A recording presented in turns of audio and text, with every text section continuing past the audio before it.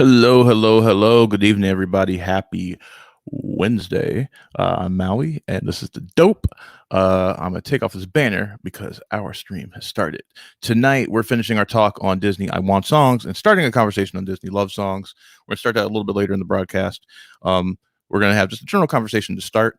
And around 9 o'clock, we'll start our debate for the evening, finishing up the top four on I Want. We should be able to do that quickly. We've had a week to think about it. And then starting our conversation on Disney Love Song Division. And to join me, we have the fourth member of our party will be joining us a little bit later. But to join me right now, we have Virginia. How you doing? I'm doing good. With Tiara as promised. Yes. I thought it was very important to come prepared this week since we will be, battling out the top four. Yes, that's right. What's a princess to a queen? What's good? All right. And also we have Eric. What's up, Eric? Hi. Hey, how you doing? I'm all right. Good. I'm glad to have you both on this evening. We also have a special guest behind me is Ella. She arrived today. Very excited. And I thought we could start off our chat this week. There's a video that was released today. The kitty in the background knows what I'm talking about. I know. I was excited about it too. So we have this video that was released today. Ella released a hilarious video today, so we're gonna watch it. We'll do a reaction to it.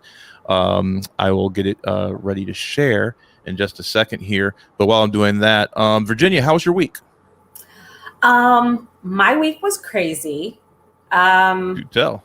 For those who don't know, I live with my sister and my son, and they were both gone this week. I was completely unsupervised. It was dangerous. I did a lot of watching Netflix and ordering Grubhub and super exciting stuff like that. So, yeah. No, not. What did we watch on Netflix? But it was weird. What did we watch on Netflix? I have decision paralysis whenever I look at Netflix, so I end up watching like the same 17 things over and over again. So I went back to Arrested Development. I also watched Disenchanted. The Matt Groening animated show? Yeah. That's supposed to be really good. I've watched it. a few of the first season, and that's about it. It was pretty funny. It's definitely an acquired taste. Like, you have to like that kind of humor.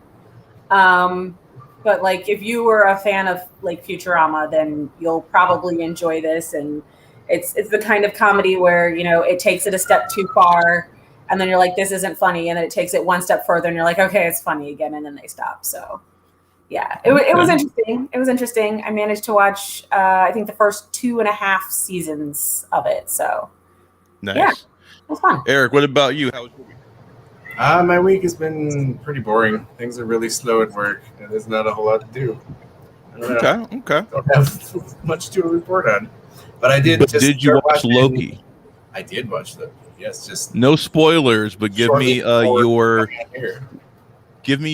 2-word review of Loki. Your 2-word non-spoiler review of Loki.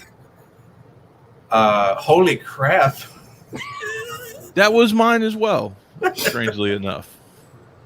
We will be reviewing that. We were supposed to review that today, but one of our reviewers was not available, and this was too big of an episode to not have both of my reviewers with me for this, so we pushed it to tomorrow. So our Loki review will come out tomorrow. Virginia, do you watch Loki?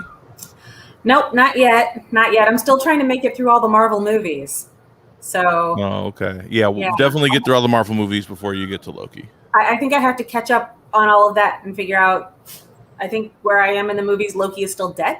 So I think he should be alive first before I start watching his show. He gets better. Necessarily. Eric's like, no, not required. Not required at all. Not required. But it is awesome. Okay, so real quick, before we're gonna do a quick reaction to a video that was released today by this lady over here. We'll check that out and do a live reaction to it. Let me get it on the screen. As always, for the cat destroying things. It's okay. This is a live reaction, so don't mute. We can talk and laugh through this as we're watching. So, all right. Oh goodness. Can you hear it? Yes. Yeah. Okay. Are we ready? Yeah, we're ready. Oh. Hi, I'm Ella. And this is Papa. Shh, don't say me. Just you. Oh, don't say me. Yeah, don't say you. Don't say you. No, don't. Just say hi. I'm Ella. Hi, I'm Ella. Like that. Yeah, like that. Hi, I'm Ella. And this is me. Right? Right. I'm me. And I'm here to tell you about Book launch.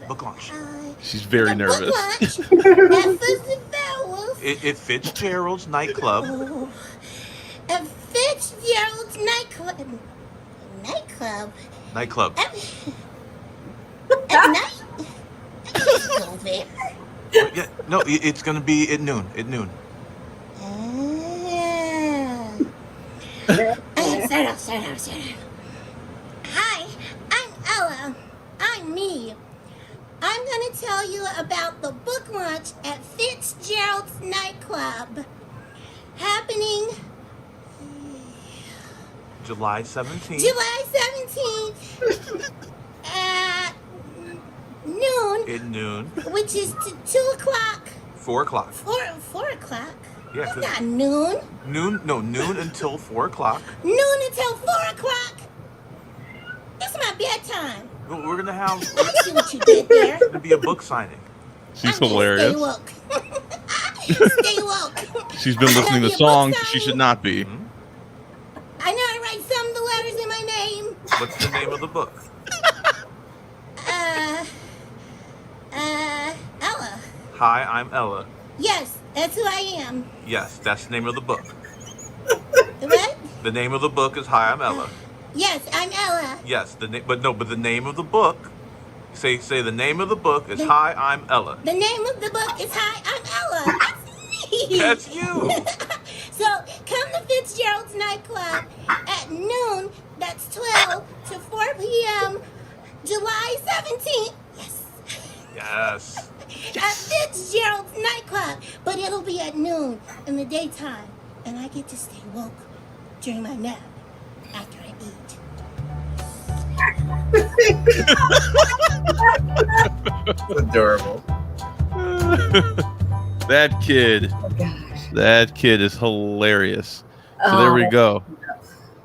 All right. So, Virginia, what are your thoughts on Ella's big debut? It's the first time she's been able to actually like be seen and heard at the same time.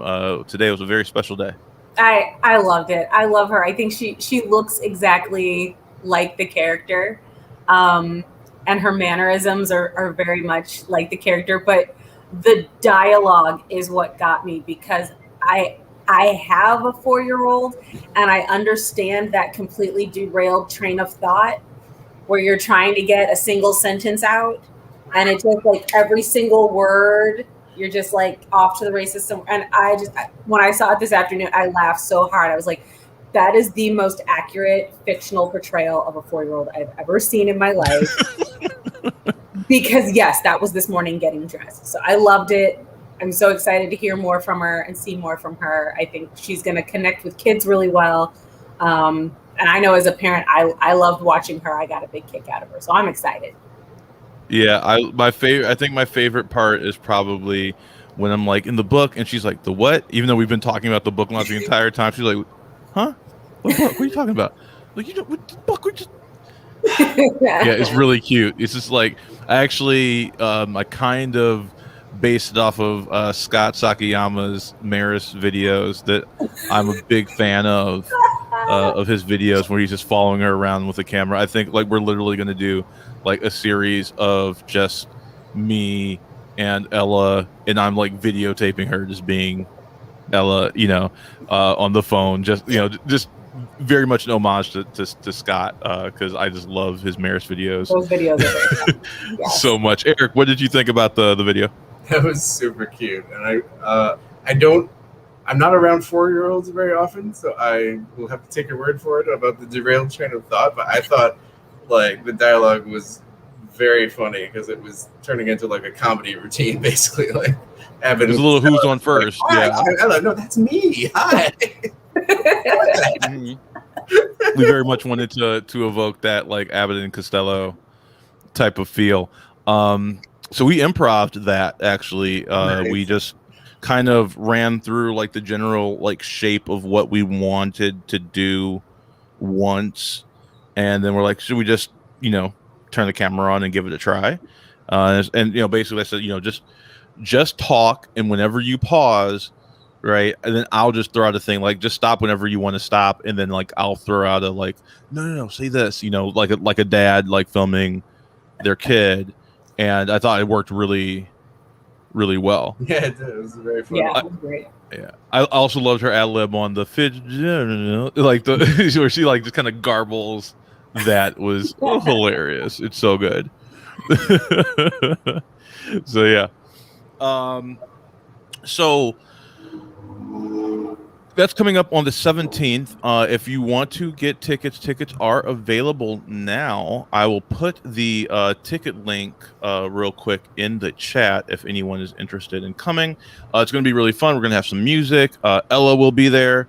We'll do a read aloud with the book. There will be a lot of other fun events like there'll be an art table. I think we're calling it the self-expression table, and we're gonna have like a big piece of paper over that table, and kids can put whatever they want on that. And we hope that it's just filled with color. And not just kids; anybody can come up and just express themselves on this self-expression table. And hopefully we'll have a nice piece of collaborative art. At the end, we'll have some music. So we'll have Ella there. We'll have some bands there. Mike's band will be playing. So we'll have some nice jazz funk music. It's going to be a really good time. I'll be doing a signing.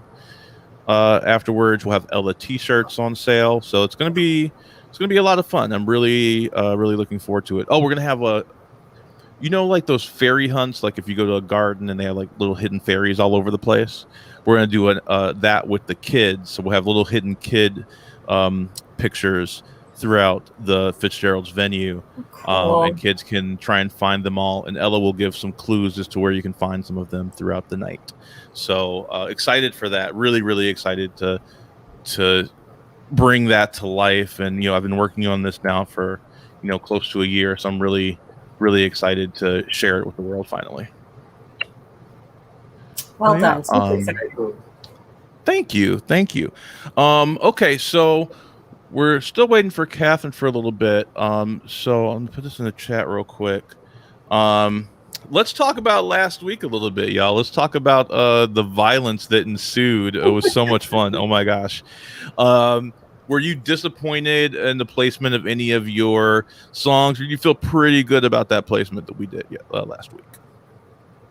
I felt pretty good, honestly, about where pretty good. Yeah, I was surprised I was agreeing with Kat so many times, because that's what happened the first time we did this. Yeah, she had a lot of hot takes on the villain songs that I felt like you and I disagreed with a lot. Yeah. I felt like in the I Want songs, she definitely was leading that conversation. That was interesting to see. So I'm interested to see how this next one goes with love songs for sure. Virginia, how did you enjoy that? That was also your first time on the show. How did you like your experience? That was my first time on the show. It was fun. It was super fun. I think I realized I have an unnecessary emotional attachment to some songs that I kind of realized that was hampering my ability to be objective maybe. But also it was just fun to sow the seeds of chaos because Eric and Kat are so knowledgeable. I really didn't have a whole lot to bring to the table except chaos. So I really tried to embrace my role. And I thought you brought a lot to the table. I thought you had some great insights. It was fun. It was fun really thinking about, especially having a certain criteria of, what makes this certain classification of song valuable outside of just, I'm an a cappella singer. So outside of belting it in my car, what is it that makes this valuable in, the Disney universe or, greater American or greater, world culture. And it was fun to think about those kinds of things and think about, what are the reasons that these songs become so important to us? What are the, the lyrics or the song or what was happening in the world that made some of these things so ingrained on our souls. So it was a fun conversation to have. I think having a diverse panel, having a panel that has lots of different opinions about what makes a song good was fun. So I enjoyed myself. It was a good time. Yeah, absolutely, absolutely. What about you, Eric? Any thoughts about the last couple of weeks as we've been going through the Disney oeuvre? Can you pull up the list again? Because I'm trying to remember where things ended up. I can pull up the list. I don't know. I'm trying to remember if I had a any real about professional order. production going on here. You asked for the list, boom, there it is. So that's last week's. I can go.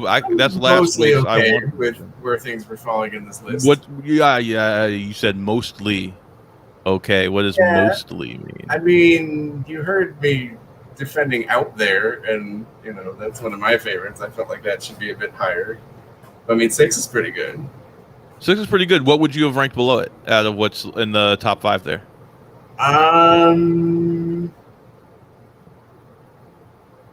Maybe like one of the newer ones, like Almost There or How Far I'll Go, which are both great songs. Don't get me wrong. Like this part of the list is real difficult because like we're down to like the major I Want songs that like everybody thinks of. So it's hard to really like quantify like where it should go in the order.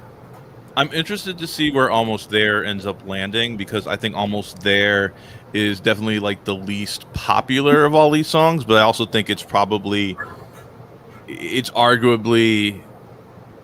if I'm looking at it just trying to look at it objectively as a song versus these songs, I think it's probably one of the better songs out of these top 4. So it's like do you weigh it by its technical acumen and the skill of the singer, or are you weighing it by like the cultural and popularity? So I think there's some interesting conversations to be had there. I think I'm really interested to see where Go the Distance goes, because I feel like most of these songs are because it's Disney, like sung or centered on female or princess characters, and that seems to be well, aside from Out There, he's kind of like the only dude to really crack the top part. I'm not counting Strangers Like Me because that wasn't Tarzan singing. I still haven't been convinced that was Tarzan singing. Do you have Out There as well, though? Yeah, she said the. Yeah. You say other than Out There, and I Just Can't Wait to Be King. You actually have, I think, quite a few in the top 10 of the male songs. That's interesting, actually. Oh, I guess. Okay, well, 7 is not a person, but yes, that was a male character. Okay. Mm-hmm. So three out of the top 10. 3 out of the top 10. I think that's interesting. Disney seems to usually center on female characters for the most part in the musicals. So I think that's interesting that 3 cracked the top 10. I'm curious. I'm curious about that. 4 if we count Strangers Like Me, which I guess Virginia doesn't though.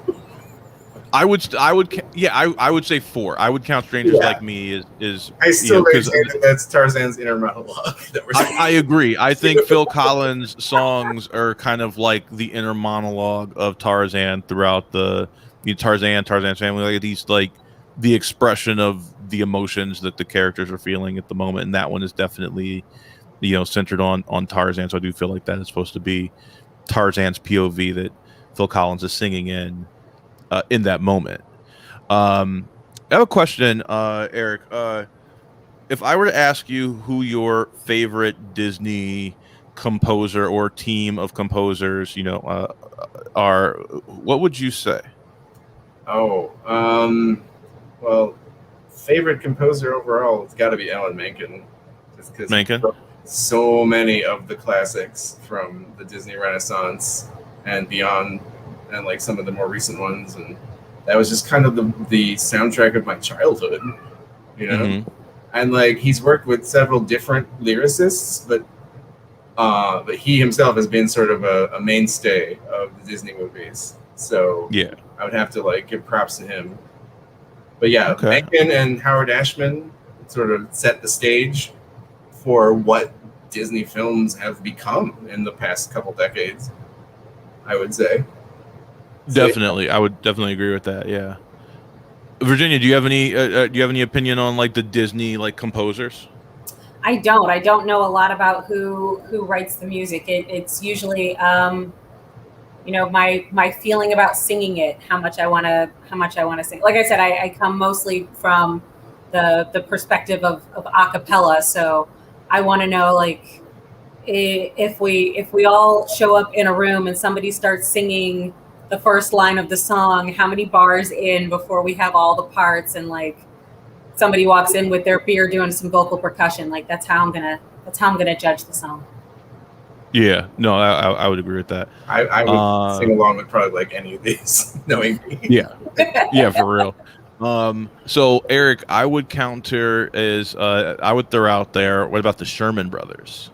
Oh yeah, I mean It's a different era, but I think that they were classic just era. as influential, like in their era, if not more influential, than the Menken, like Ashman, era. Oh, for sure. Like for the classic movies, absolutely. Yeah, they kind of defined the sound of the classic Disney era. Um, like like the Jungle Book and Mary Poppins and a lot of the songs that you now hear, like even still today at like the parks, like like on some of the rides. So yeah, like they definitely were a huge influence on sort of the Disney style, I would say. I think they did Winnie the Pooh as well. Yeah, I believe so. Um, what else? What else? What else am I thinking? Chitty Chitty Bang Bang, which is not Disney, I don't think, was it? but you can definitely hear, it definitely has that Oh, kind of specialness. It's kind of like Disney adjacent in my brain. I grew up on a lot of like the old Disney stuff, and so like I think about the Sherman Brothers a lot. And then like one of my favorite films of all time, definitely in my top 10 is Mary Poppins.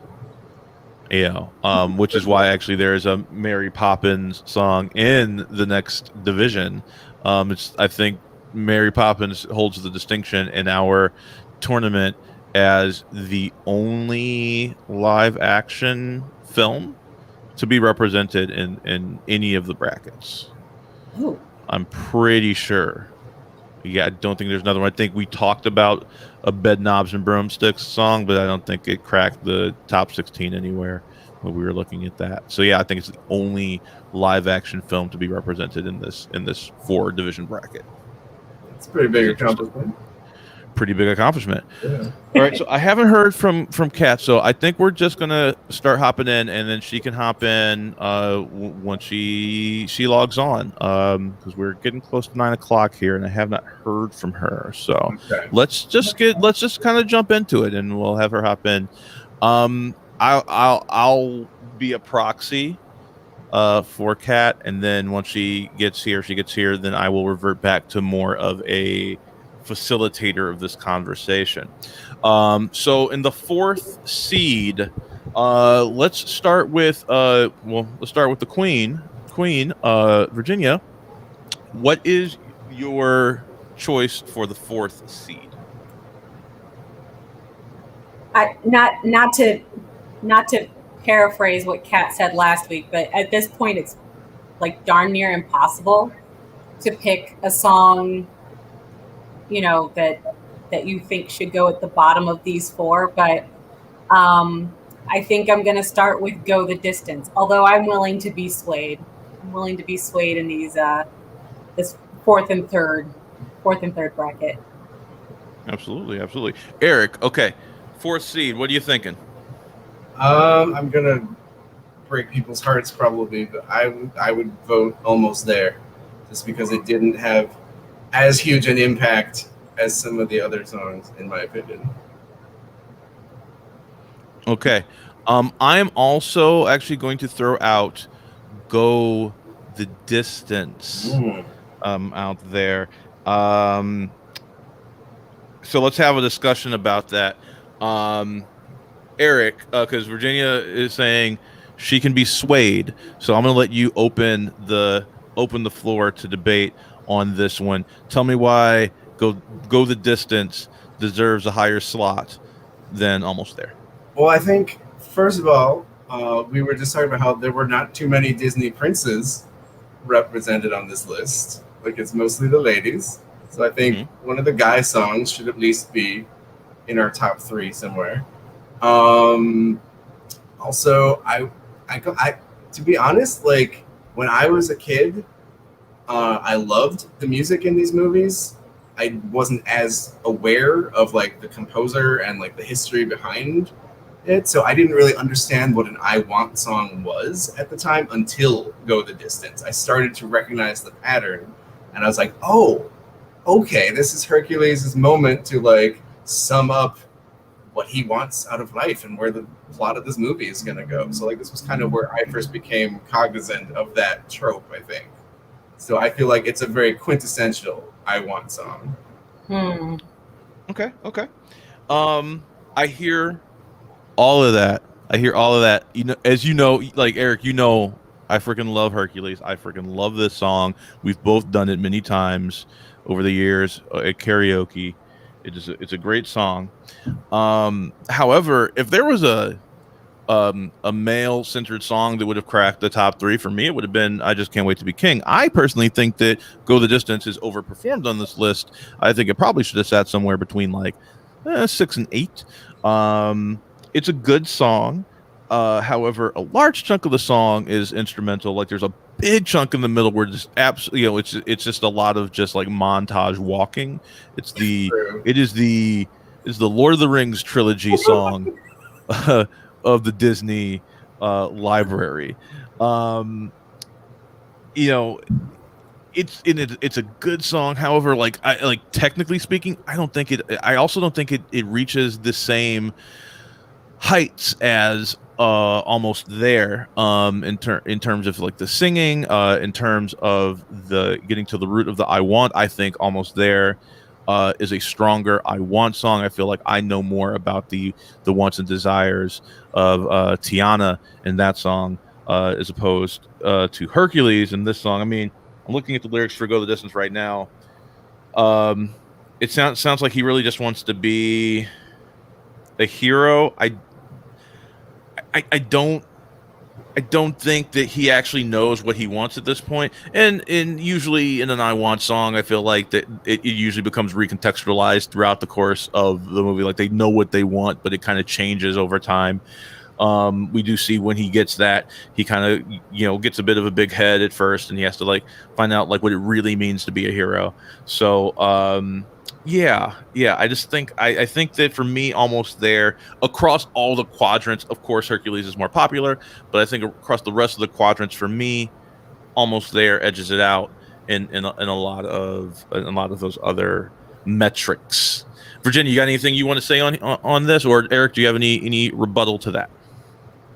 My rebuttal, I guess, would be that what I really like about "Go the Distance," despite the long instrumental breaks, is that on each verse it kind of changes what it is he wants. It's evolving as he's learning more about himself.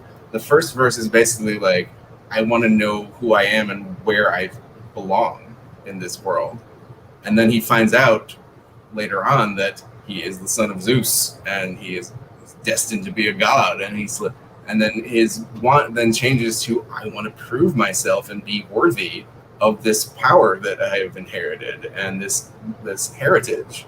So like I think I like how each verse is sort of it's changing his perspective on what he wants out of life and the direction the movie is going to take. So I think that's pretty cool. Okay. Virginia, anything you want to throw out there? I mean, I know I said that I could be swayed. Almost There was not the song to sway me. I really feel like that. I'll argue more about it later, but I think that really hits all the points of an "I Want" song in a very specific, almost formulaic way. So I think I'm going to have to stick with "Go the Distance." Okay, it looks like Catherine just got out of her rehearsal, so she's about to call in on her drive back and join us in this conversation. So I'm just telling her how to do it. So she might have something to say about this. So we'll hold off on the vote. I was just looking at the Almost There lyrics. I feel like Tiana's I Want song is so much stronger, and like her I Want doesn't really need to recontextualize. She doesn't really need to like rethink it. Um, you know, she doesn't have time for dancing. Like she's not trying to like fall into like the female like trope. Like the person that has to change throughout the movie is not her. It's the prince, right? She knows what she wants, and the world and society and the patriarchy is kind of and racism is keeping her from achieving it.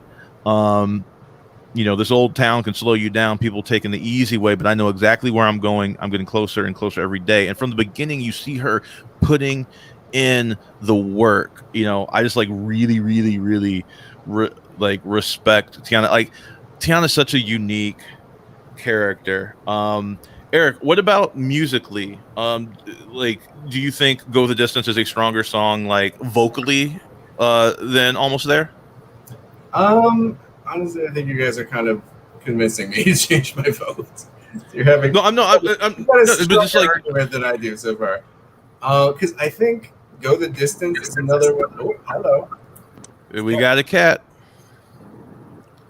I think we have her. Hello, Hey, can you Cat, can you hear us? Hey. Hey! Yeah, I can hear you. What's up? Hi. So we're discussing the I'm fourth good. I just seed got right rehearsal. now. Yeah, we're discussing Oh the my fourth gosh, seed you right already now. got that far? No, the fourth seed in last week's in the I Want division. So we had to wrap that up first. Yeah.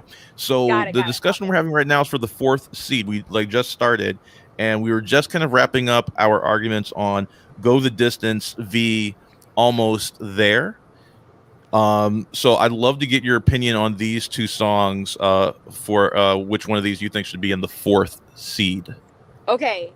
So after we finished our, 16 through 5 discussion, I was literally like lying awake in bed that night and being like, we've made a terrible mistake. And I realized that we can't go back on any of that now. But I was thinking, Go the Distance, as I was like going through the lyrics in my head, I'm like, there is not that much there.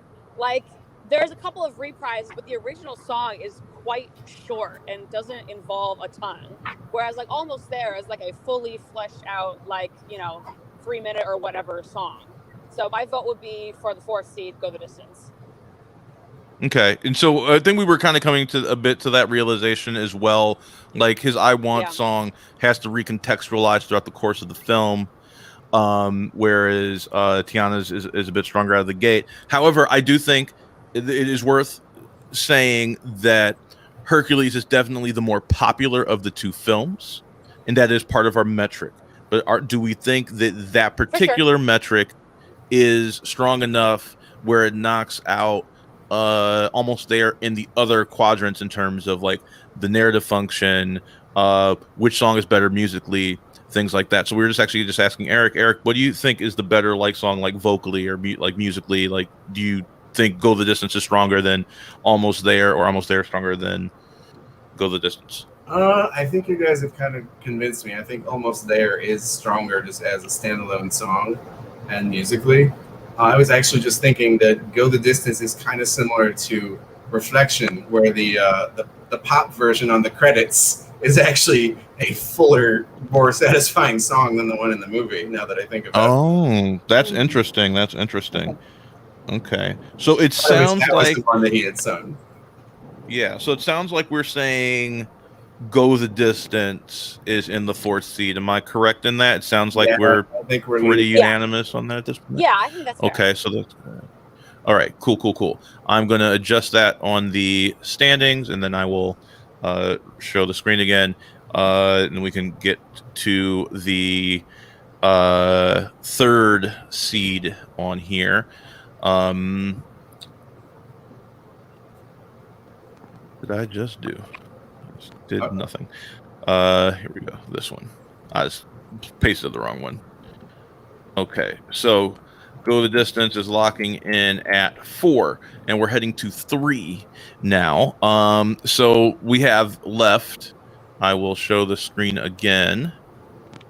We have "Part of Your World," "How Far I'll Go," and "Almost There" in the top 3.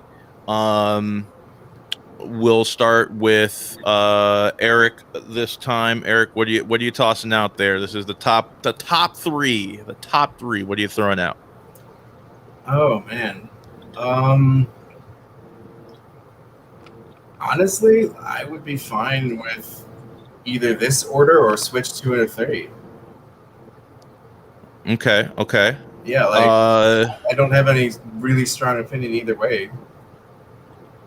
Okay, so for you, it's either Almost There or How Yeah, Far like I'll Go. like my only strong opinion is that I think Part of Your World should be number 1. Okay, so Almost There. So let's just say Almost There because that was just on the chopping block for 4. So we'll definitely say that's in. For you, Kat, out of Part of Your World, How Far I'll Go, or Almost There for the 3 seed. So the 3 seed, I would put How Far I'll Go, and it's nothing to do really with the song itself. It's really more just like thinking of it in context of the other 2. And the reason why I would put How Far I'll Go underneath A Part of Your World or Almost There is that I really like that Almost There has that kind of swing jazzy quality to it that the other 2 are just like straight up musical theater. So it's the one that kind of sets it apart for me. But I agree with Eric. I think Part of Your World should be number 1 as well. So that's leaves of How Far I'll Go at number 3. Okay. Virginia, where are you at on this? On this, so we have How Far I'll Go and Almost There out. What are you saying should be at the 3 slot? Man, I was really expecting this to be a bloodbath, and it's like hanging out at the UN. This is insane. I agree that I think Part of Your World, although Ariel not my favorite princess, I think it definitely is out of these 3. It should be number 1. I'm gonna say for the number 3 slot, I would go with How Far I'll Go.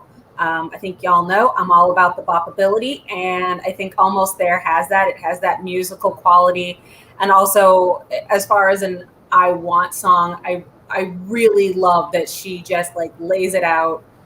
Blueprint. It is literally the foundation for the entire plot of the film. You come in at the last scene and she's dancing on the roof of her I Want song. So I feel like that needs to be over How Far I'll Go, based on some of the criteria we talked about before. So I would go How Far I'll Go for number 3, Almost There for number 2, and Part of Your World for number 1. So I don't want this. Okay.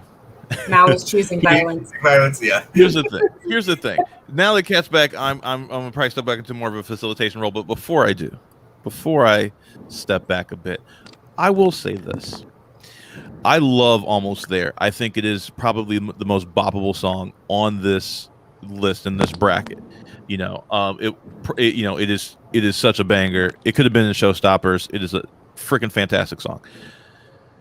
How Far I'll Go, I don't think is as good as a song musically, but the popularity, the enduring power, like out of the gate of Moana was so huge, and this particular song is a big part of that, and I think it should be weighed in this conversation. So I would like to hear y'all talk about that, because I think this is massively popular. This is a massively popular franchise, and I don't want that to be not taken into account at all in this conversation.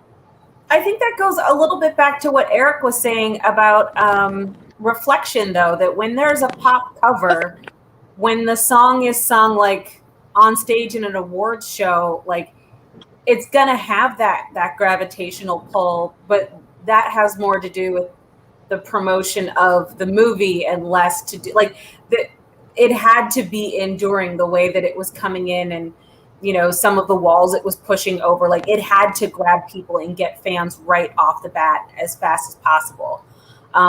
So I would agree with you that yes, How Far I'll Go is a great song, but I think part of that is that it was just presented to the population much better than Almost There.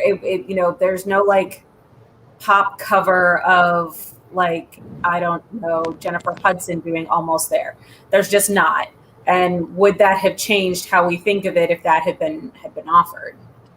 But I don't think there's a. I I think the version of How Far I'll Go I is also the version want of to How think Far of I'll it in Go. terms. Isn't there a pop version? There I don't is, think there's a but pop like version, is there? there is a pop version.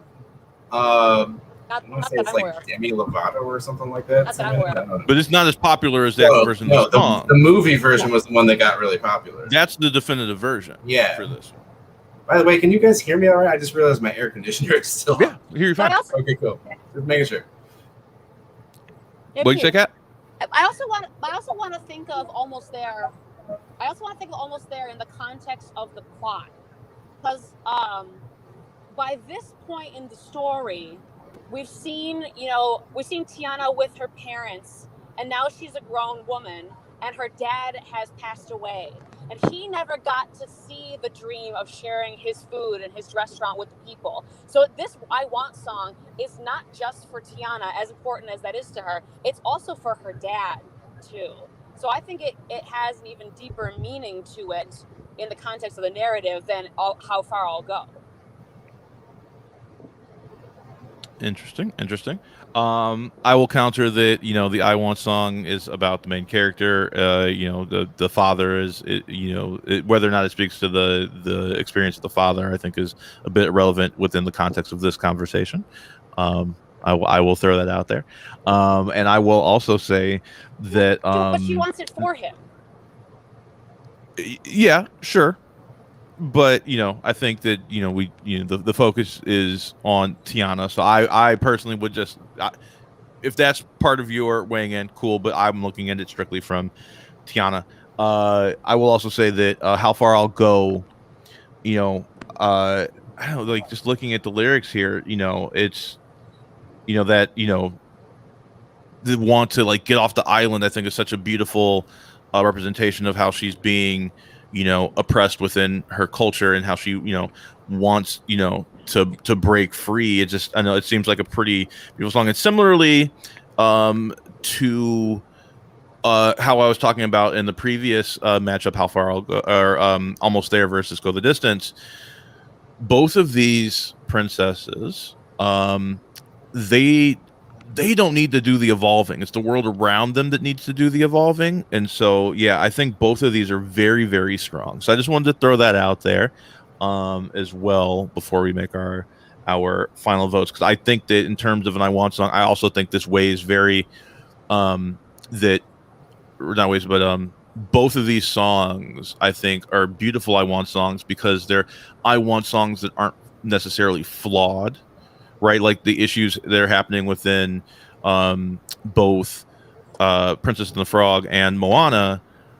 These princesses aren't the problems; they're not the ones that need to change. It's Maui, which I hate to say because Maui's perfect. And what the heck's the princess name? And Naveen. Thank you, Naveen, and Princess and the Frog. They're the ones that need to do the changing and get out of the way so that the main characters can achieve their want, which I love. Okay, I think we're ready to vote on this. Yes. Kat, we'll start with you. Kat, you there? Yeah, my number 3 is still How Far I'll Go. Okay. And Eric? Yeah. I would you hear me? say how far I'll go. Okay. And Virginia? Almost there. Yeah, How Far I'll Go for number 3. Okay. And I will also vote How Far I'll Go. I did wanted to give it its fair shot, so I did rub for it, but I'm an almost there stand all the way. So I think we now have, with that in place, knowing that what we feel about part of your world, I think we have decided what the rest of the order is and finished this division.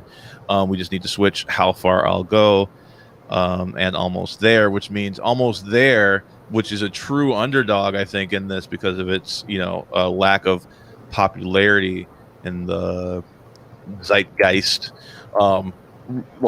pulls off a Cinderella story and makes it all the way to number 2. I am happy with that. So I will share my screen and we will round out this category here. So there we go. There's our finished list on that. So In our opinion, and if you're watching, if you want to throw out your opinion, if you think we got it wrong, feel free to let us know.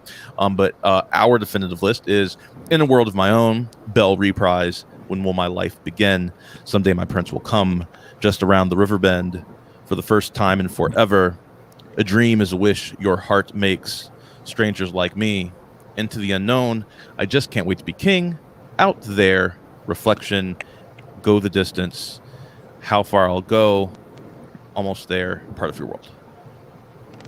I think that's a damn good list. Now, I like it. love proud songs. of this team. I'm so Yay. proud of us. Love songs. Here we go. Okay, new category.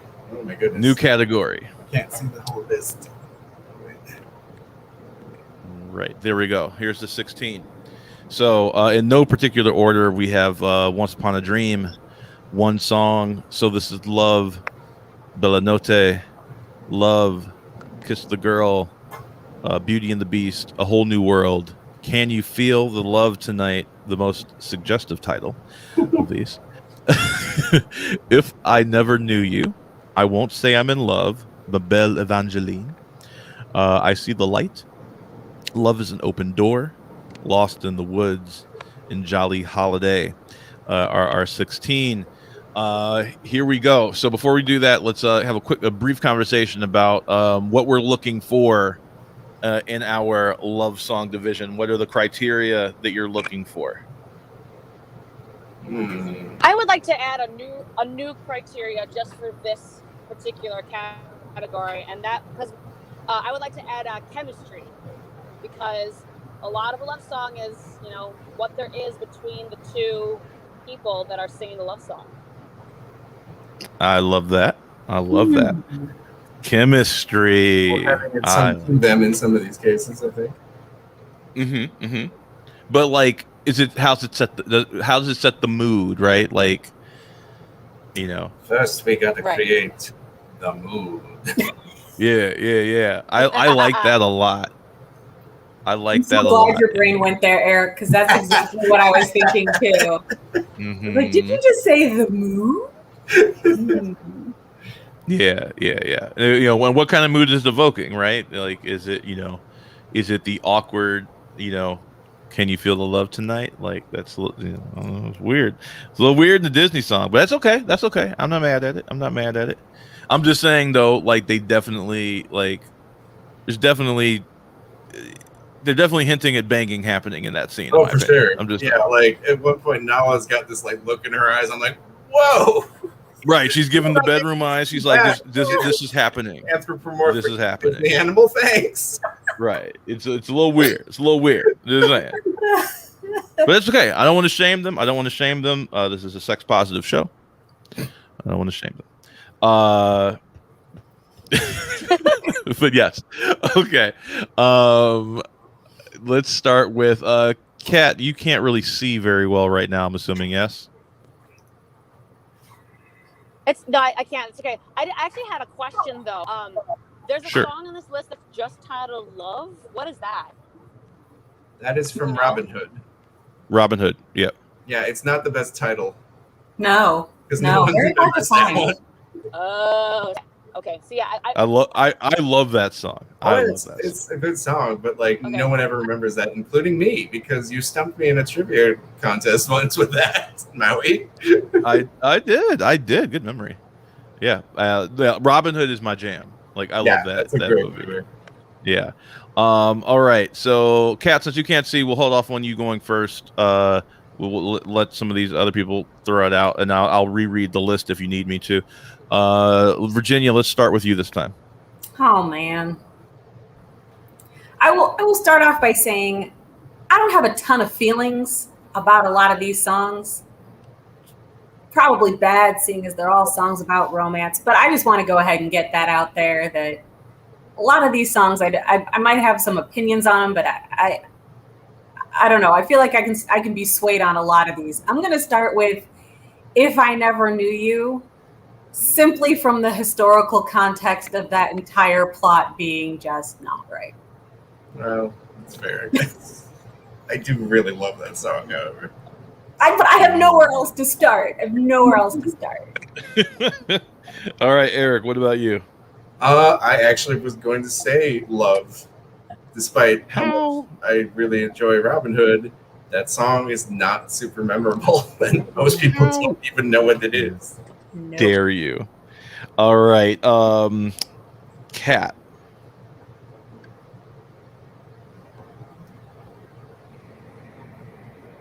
So you're still there? Kat, you there? Oh, yeah, I'm here. Sorry, I didn't hear you guys have kind of been breaking out, so I didn't hear my name. No, it's kind of funny because I was gonna say either Love or If I Never Knew You, but not for the same reasons. I was gonna say Love because frankly I don't even know the song. Yeah. So yeah, and then I was gonna say If I Never Knew You because if we put Snuff Out the Light at the bottom of the villain category because it got cut, then I feel like we should do the same for If I Never Knew You because that also got cut from the movie. That's true. Yep. All right. So I'm gonna advocate real quick because I can't I cannot abide Love being at the bottom, so I got to advocate a little bit here. Just saying. Mike asked a question. Do we deduct points for the love songs that other people sing about the lovers, like you discussed in the first 2 rounds? Yeah, Interesting point. That may be one of the criteria. Because If I Never Knew You, if I recall, is what, John Cicada? No. Well, here's the thing. There's 2 versions, like a lot of these. There's the pop version on the end credits, but there's also the version that was written for the movie. And there is a deleted scene, which I want to say like the DVD put back in some versions, where Pocahontas and John Smith actually do sing each other, and it's together. beautiful, right? And I love it. And they never should have cut it because it's an amazing song. Right, but it's not in the movie proper. Interesting. True. Whereas Love is in the movie proper in Robin Hood. Grant you that. And Love is a beautiful freaking song. And also, I'm not here for the white man, indigenous people dynamic. Just saying. I don't want to see that go any higher than dead last. So there's my advocacy for mine. That's all I'm saying. All right, I'll let the rest of y'all duke it out. I mean, look, I love Robin Hood. It's an amazing movie. That's one of my favorites. But that is not the super memorable song from that movie. Most people, like I said, don't even remember it. You recall, the oodlally oodlally at the beginning, or the phony King of England. The more upbeat ones. I would argue the same thing could be said about If I Never Knew You. That's fair. But I think I think that exact same argument, you just replace Love with the phrase "If I Never Knew You," and it would still hold true. Well, you got me there. But If I Never Knew, I think, is a stronger song musically, just because, again, Alan Menken is a freaking genius and can do no wrong, in my opinion. Okay. Kat, you got anything on this? I know you're not particularly invested in either of these 2. You got anything to say on these? I think we might be breaking up for her again. Is she still en route? Yeah, I don't even know Love. Yeah, I actually just got home. Do you know about how? Like only yesterday. But do you know about the taking of this land from its indigenous people? Do I know about what? I'm just gonna ring that bell. Oh, ring the bell of colonization. Also points against Mel Gibson singing. I mean, that's Mel Gibson actually attempting to sing. So many of those 90s ones, they had the voice actor and then the person singing. It was 2 different people a lot of the time. Mel actually did his own singing, and it was decent, I thought. Interesting. Okay, I think we're maybe ready to vote.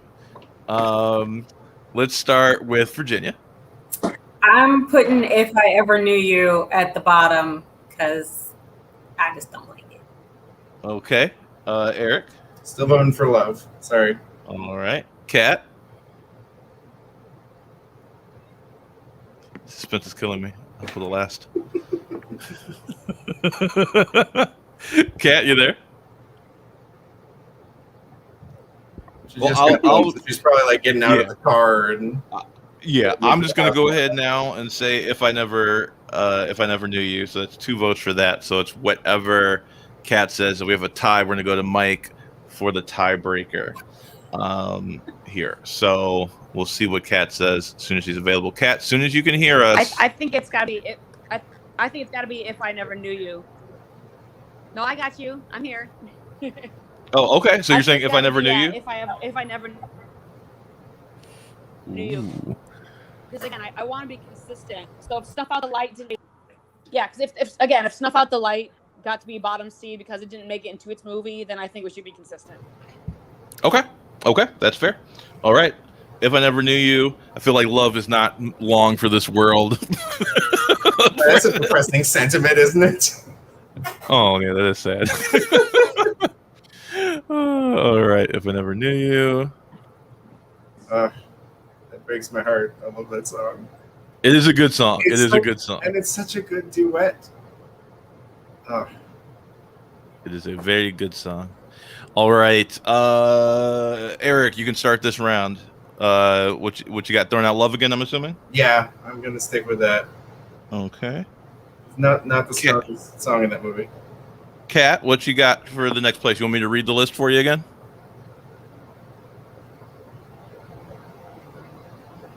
I don't think she's there. Again, she's probably getting ready. Okay, so let's go to Virginia. Virginia, what do you got for this one?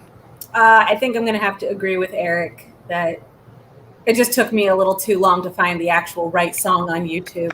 Well, I got to go with right. Love because, again, I don't know that one. So if I don't know it, I think Robin Hood. This is a travesty, but I will respect the democratic process, though I think we should revisit the voting laws. Just saying. Well, I think putting it in dead last is a travesty. So there. Embrace the temporary unity. Just I don't know. I feel like there was a lot of weirdness that happened in Maricopa on this, in Maricopa County. I wasn't allowed to see how these votes were tallied, even though I'm tallying the votes. Just throwing that out there.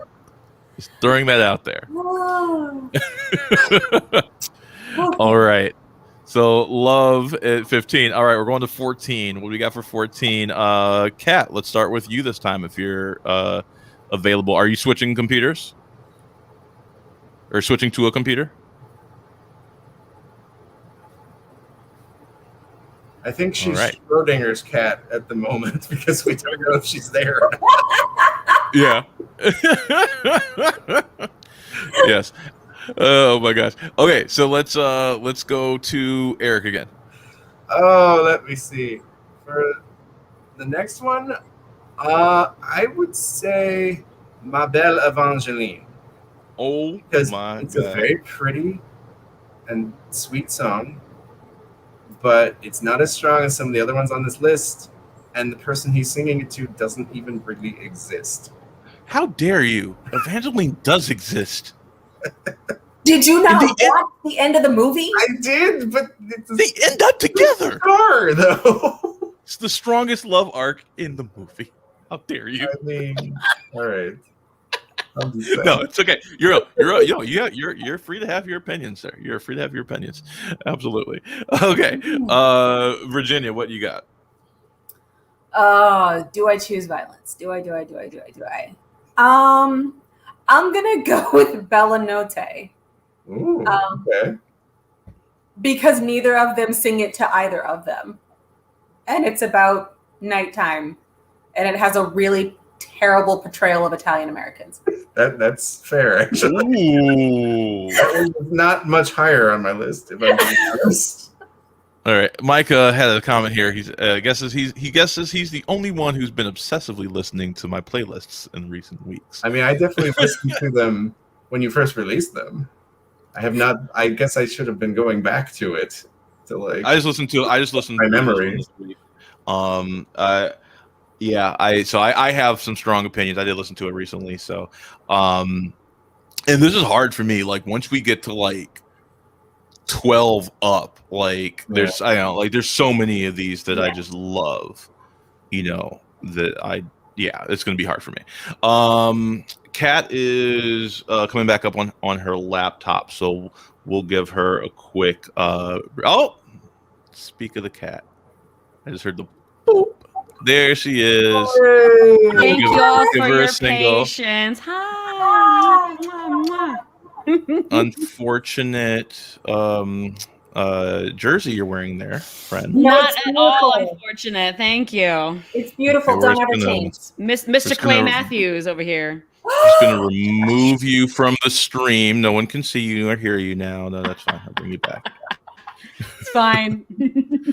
I don't know if you were on the computer yet when I said this, but I was telling them that you're Schrodinger's cat because we couldn't tell if you were there or not. It's so true. Yeah.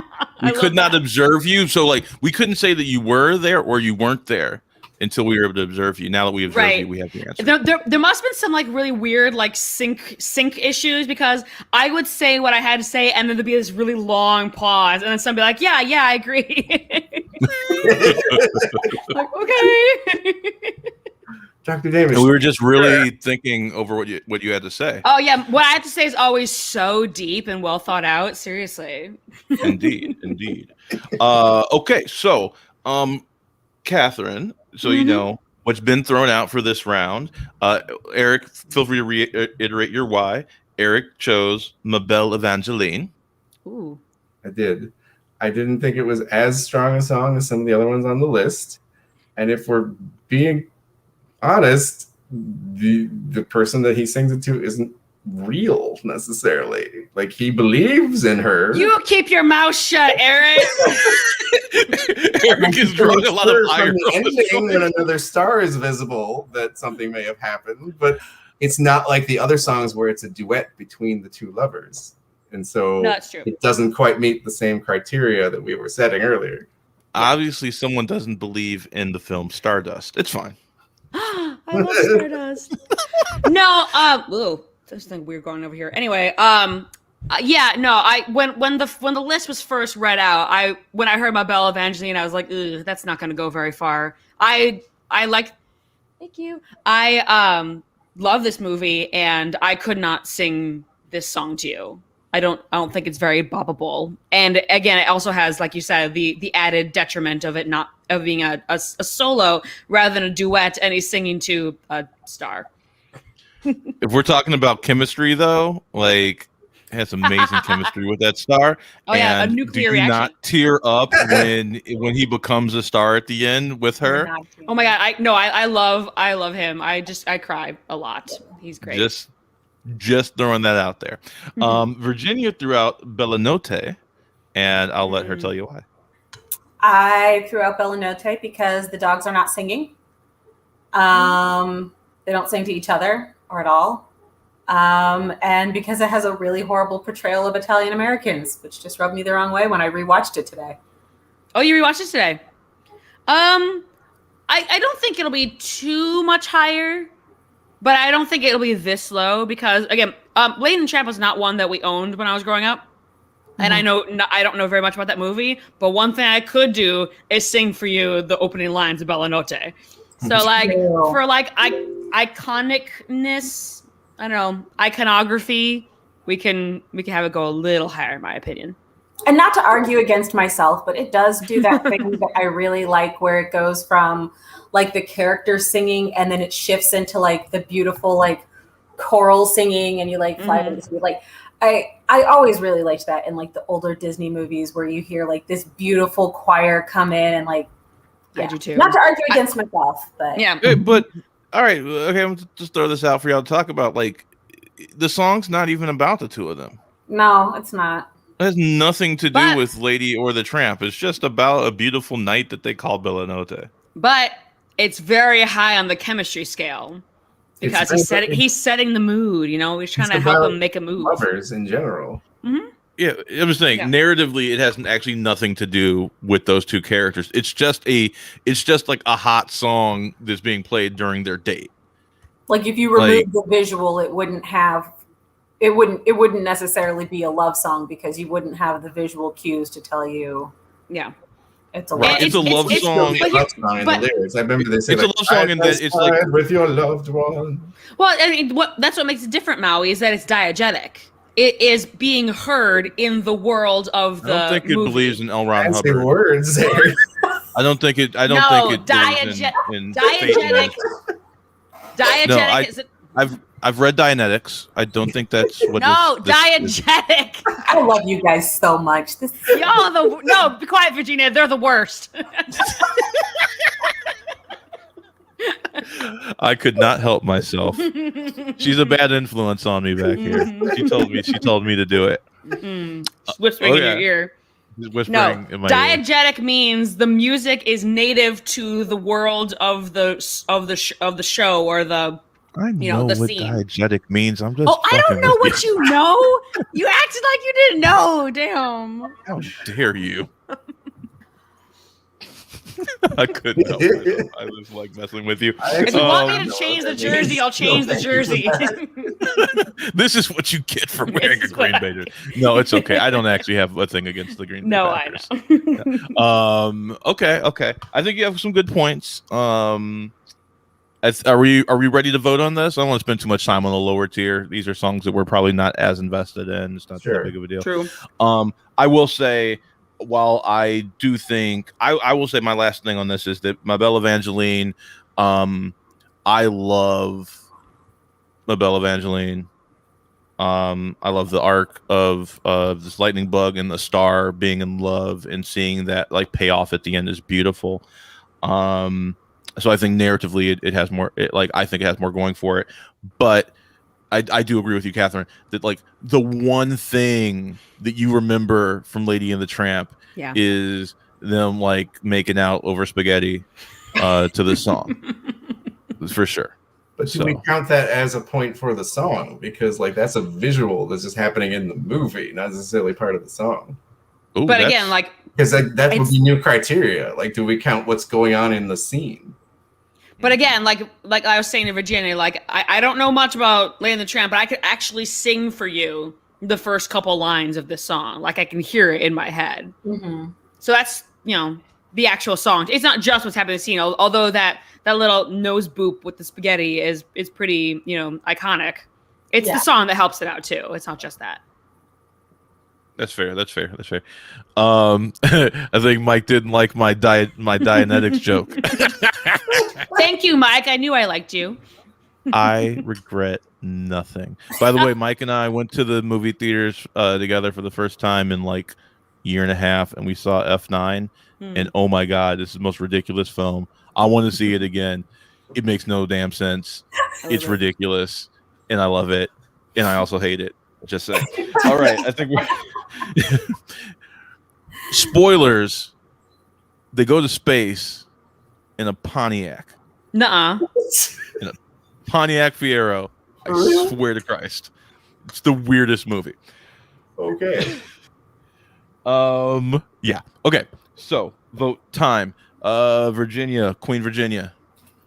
Oh, I don't know. I love Evangeline, but they have good points that they're singing to not no one Eric, but the love interest is absent. I'm just jaded. Aww. The love songs are not my favorites because of life. It's whereas cold. I'm over here with a mood, and Eric's all like, "What? She doesn't even exist." Ouch. What were you saying? I was saying Eric's over here, Jade, and here I am eating chocolate ice cream that my lovely husband brought up for me. So. Oh, I think she's. Okay, so we're gonna. So we have 2 against Mabel Evangeline. It sounds like. So far, I see a emphatic head shake. That yep. Yeah, So I think that's love 3. I love him. I forget. I'm ashamed. I'm blanking on the character's name. Ray. I love that little like Ray thing. I knew it was an R sound, but yeah. Yeah, my bad, Evangeline. Sorry, guy. This is the I'm irony. gonna like, throw. I'm voting against this song and putting it low on the list, but I remember the character and I think I can actually sing the song. I could not sing the song. Mhm. And I just watched this movie a couple weeks ago. Sky, ma belle Evangeline. Yeah, I do remember it. Oh, Get it. I get a song. Got a single. That's all I remember. Though. It was good. Yay. Okay, so Mabel Evangeline, sadly, not Womp that womp. sad. I'm not that. I'm not that Yeah. invested in this one. We'll go in the. That is in the 13th verse. 13th. Are we sure? I don't know. No. Here we go. Who is? Okay, in the 14th slot. Changes. I move things around. Okay. So next up, Kat, let's have you go first this time. Let me bring up the screen. Yes, now that I can for ya. see. Oops, add to the stream. There we go. Dankeschön. What do you got next for me? Oh, we did put Love at 15. I was crashed at that point, so I did not get to see that. Fabulous. I actually think Jolly Holiday is in the correct slot. Because it's not really a love song. Yeah, no. Hey, I love it. I got to play Mary Poppins. I was lucky enough to play Mary Poppins in 2016. So believe me, I love Jolly Holiday. It's not really a love song. I think, if I recall correctly, when we were putting this list together and trying to scrap together 16 songs, Jolly Holiday was the last one that we added. So we're like, we need something to round out this category. Let's put Jolly Holiday in there. And it's like, I know. I'm sorry. Listen, it's not just the fact that we were literally just put this on last minute, but it's also like so English. And so, like, not expressive. It's like, here we are on our little outing in the park, and it's just nice to be with you. It's not hot and heavy. It's not romantic. It's just like, here we are. We're having a little picnic, and it's great. I'm sorry it's not pornographic. Like, can you feel the love tonight? I'm sorry that it's so pure. It's very pure. It may have been last to be on the list, but it was first in my heart. Aw, again, listen. Like I said, I got to wear the dress, and I got to put Jolly Holiday at 13th. You don't deserve the umbrella. How dare you? I'm sorry, Miss Andrews, Dame Andrews, You sit on a throne of lies. Queen Julie. I'm sorry. No. I think that all joking aside, I think that's a fair assessment. I'll let everybody else throw out their choices before I say anything. Eric, let's go to you. That's actually a pretty good argument because I'm not sure whether I can consider Jolly Holiday a true love song either. Yeah. Because, like, you could tell Bert definitely had a thing for Mary Poppins. For sure. And, like, I was never entirely sure if it was reciprocal.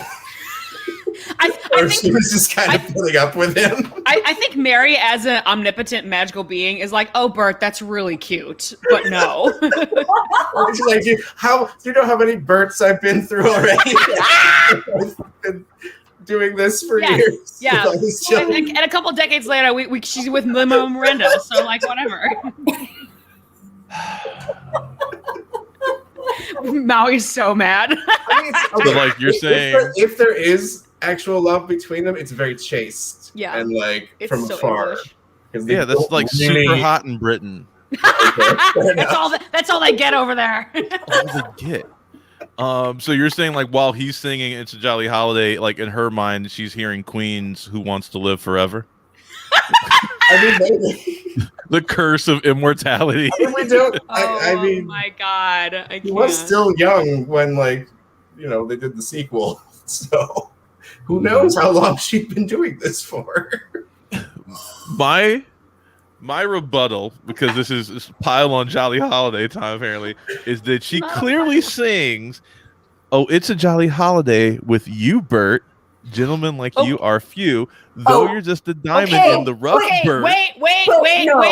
That's her friend zoning him. Exactly. She's saying he's a gentleman. She's saying, "I wish I can be with you, but I'm a mortal." No, she's not. The next line is, "You would never think of pressing your advantage." Like, Yes. hey, I like you because you're not a skis ball. That's a low bar. That's not love. I'm That's not love. screaming. Oh my god. She loves slumming it with them. She goes chimney sweeping. She wants him to sweep her chimney, but Like, low class. And Like, you said it wasn't pornographic. but you can't say it. Like, patting him on the head. Things I never thought I'd be talking about this evening. Number one would be Julie Andrews' vagina.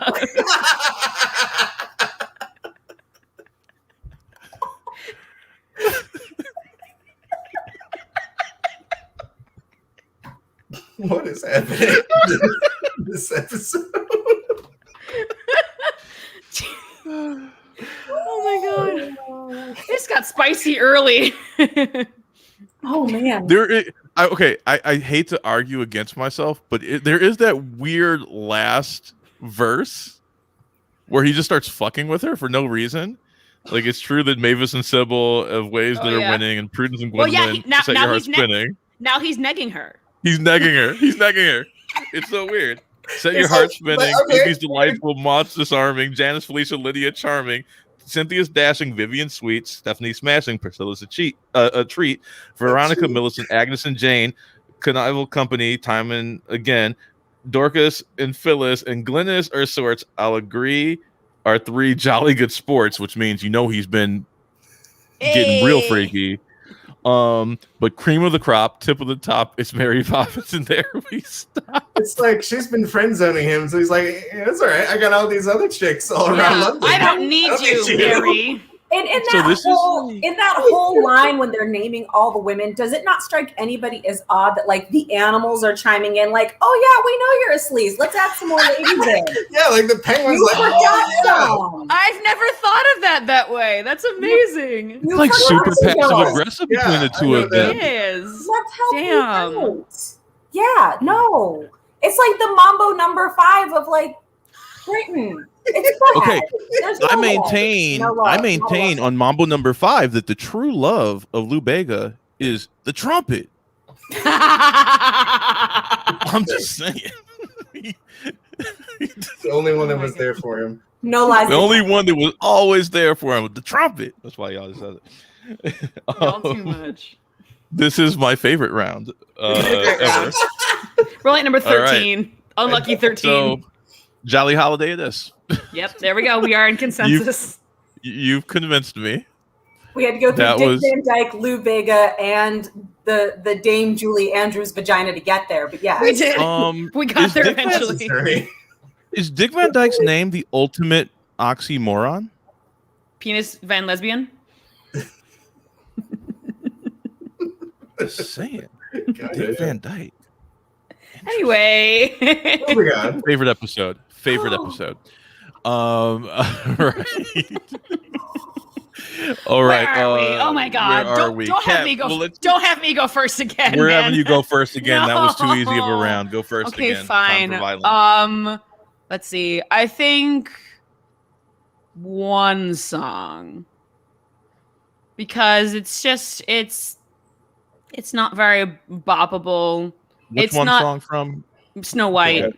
Snow White. That's right. Yeah, it's not super duper important to the plot. It's not very boppable. It's not very popular, even within its own movie. Like when people think Snow White, one song is not what you think of. Love songs did take a very hard turn, but yeah, I think that's where I'm going for now. But I'm open to suggestions. All right. Let's hop to the top. Virginia. if I can't have Bell and Note, yeah, one song was gonna be the direction I was going. So I would not be sad to see that at 12. All right. Let's skedaddle to the middle. Eric. Yeah, that's fair. One song probably would not be super high on the list. I was gonna say either that or "So This Is Love" from Cinderella. Uh-oh. I've chosen apparently. No. I was just scratching my head. None. Virginia looks like she's. Oh, Well, did yeah. Virginia get mad? Oh shit. You know, usually I go to bat for my girl Cinderella, but yeah, So This Is Love is actually kind of lame. I love that But song. I wouldn't have it be this low, but I don't think it'd be much higher. No, not much higher. But I do like it better than one song. I would agree with that. Yeah. I like one Plus, song, like- but I think that's just because like it's the like solo guy song. Yeah. So I Well- can like sing it. Well, also like the solo guy in that song goes so hard. One song. just makes I'm me like, when I love dude. He's like really going for it. It's the type. He can't help it. It's the type. It's the type. That's what happens when Americans sing love songs. It's if you do British love songs, you get the weird, chaste, apparently super passive aggressive, dark sexual history discourse that we had in Jolly Holiday. I mean, One song it is. All right, here we go. I mean, Joey, it wasn't really American either. Though. Like Snow White's in what, Germany? True. Like True. both songs were written by Americans. So I don't know what you're talking about. Yeah. Well, but yeah, Snow White is feels like America to me. Feels like, Okay. I'm just saying. Castles and stuff. All right. Fuck their castles. All right. Oh my gosh. All right. That was too easy. Let's go. Hop back to the top. Virginia. What you got? I have a feeling I'm going to get overruled with Bella Notte, so I'm gonna not choose that one. I'm gonna go with "Love Is an Open Door." I do love that song, but he turns out not to be the love interest, and all of his lines turn out to be lies, and that hurts my soul. And so I feel like it's not really a love song; it's a faux love song. It's a good point. I think we debated about whether we were going to include it or not. I think we were talking about whether to include that in love songs or villain songs. Yeah. Yeah. What That's a a hot take. scary crossover! That's a take. Yeah. Right? Isn't that weird? Yeah. I think the argument was that she thought she was falling in love at the time. True. Yeah. It was true in the moment to her. Yeah, but she couldn't see. She was blinded. The song might be too real. It might be a bit real. It's like, girl, everybody else can see he bad for you, and she just can't see it. Mm-hmm. And then she got this other dude with her that's like always there, just like, helping her out. And she's like, no, I like the bad boys. And anyway, Eric, what's your choice? Oh my goodness. Hearing that's actually a pretty good argument because I forgot that was on this list. Because like this is really a love song. That's a good point. So I would say that probably shouldn't be too much higher. It's a great song. It's really catchy. It is. It's had more impact. Santino, Right, yeah, though. it's Santino, though. Sung by a fantastic singer, but like, is it really a love song? Or is it a cautionary tale? The tail most foul. Catherine, what about you? Yeah, it's funny. Virginia said she thought people would fight her on Bella Notte. I think Bella Notte should. I think this is where it belongs here at 11. Because, like, although it's iconic for Lady and the Tramp, it's not that good. And, it's, I don't know. There's not a lot to it. It's not as good. I think I Love Is an Open Door is way more boppable. I don't know. And Love Is an Open Door feels like it's more important to the plot because it's what helps make you believe that they are going to be a couple, at least in the beginning. So I think my vote's still Bella Notte. I think. Okay. I feel like everybody said their pieces on that pretty well, and we want to keep it moving. So let's just vote on this now. Virginia, Loves an Open Door or Bella Notte? I'm gonna take advantage of Kat agreeing with me and go with Bella Notte and get that one done. Yep. Okay, Eric. Can I change my vote and say This Is Love? This Is Love. Wow. Cold-blooded. No, between No, we I'm have gonna to say stick with between these two. Love is an Okay. Open Door or Bella Notte. Those are the two that we decided on, so let's All right. stick there. I guess between those, Bella Notte. Okay. Catherine, you're saying Bella Notte? Yes, sir. Okay, I'm actually saying Love is an Open Door. I guess I'm alone on that one. I think Love is an Open Door. It's an illusion. It might be more boppable, but it's really not a love song because like the characters aren't actually in love. The point of the movie is not for those two to even get together. Uh, it's garbage. But doesn't matter. The votes have it, so it goes to Bella Notte. That's going. Is that a kid singing or a cat caterwauling? It is a child being upset, not participating in what's going on here. Oh dear. Is that my buddy Thomas? Yeah. Oh, poor guy. I might have to take a break because he's asking for a hug. Aw, baby. Okay, give him 2 hugs. Give him 1 from me. Okay, I'm gonna run away and go give him hugs, and then I'll come back. All right, all Okay. right. We'll continue the Intermission. conversation. All right, at 10, Eric, what's your choice for 10? I'm going with "So This Is Love" because I agree with Kat. It is kind of a lame song. Yeah. It's not that great. Yeah. Like, half the lyrics are them humming. You're not wrong. You're not wrong about that. Yeah, again, like I said, I will go to war for Cinderella. I think she's way underrated. I think people interpret that story poorly, but So This Is Love kind of sucks. So is that also your choice for the slot? Yeah, I would agree with that. Although I do have some incoming hot takes, but that is not one of them.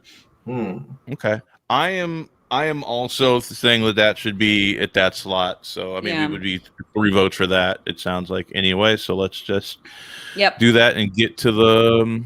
Yeah. Although I feel like Virginia's gonna feel like we like pull one over on her because she was about to fight for this. So this is love, but oh well. Oh, that's right. That's right. So we'll Yeah. tentatively put in that slot. I won't lock it in. We will revisit it. Oh, when here we she get is. there. Okay, good.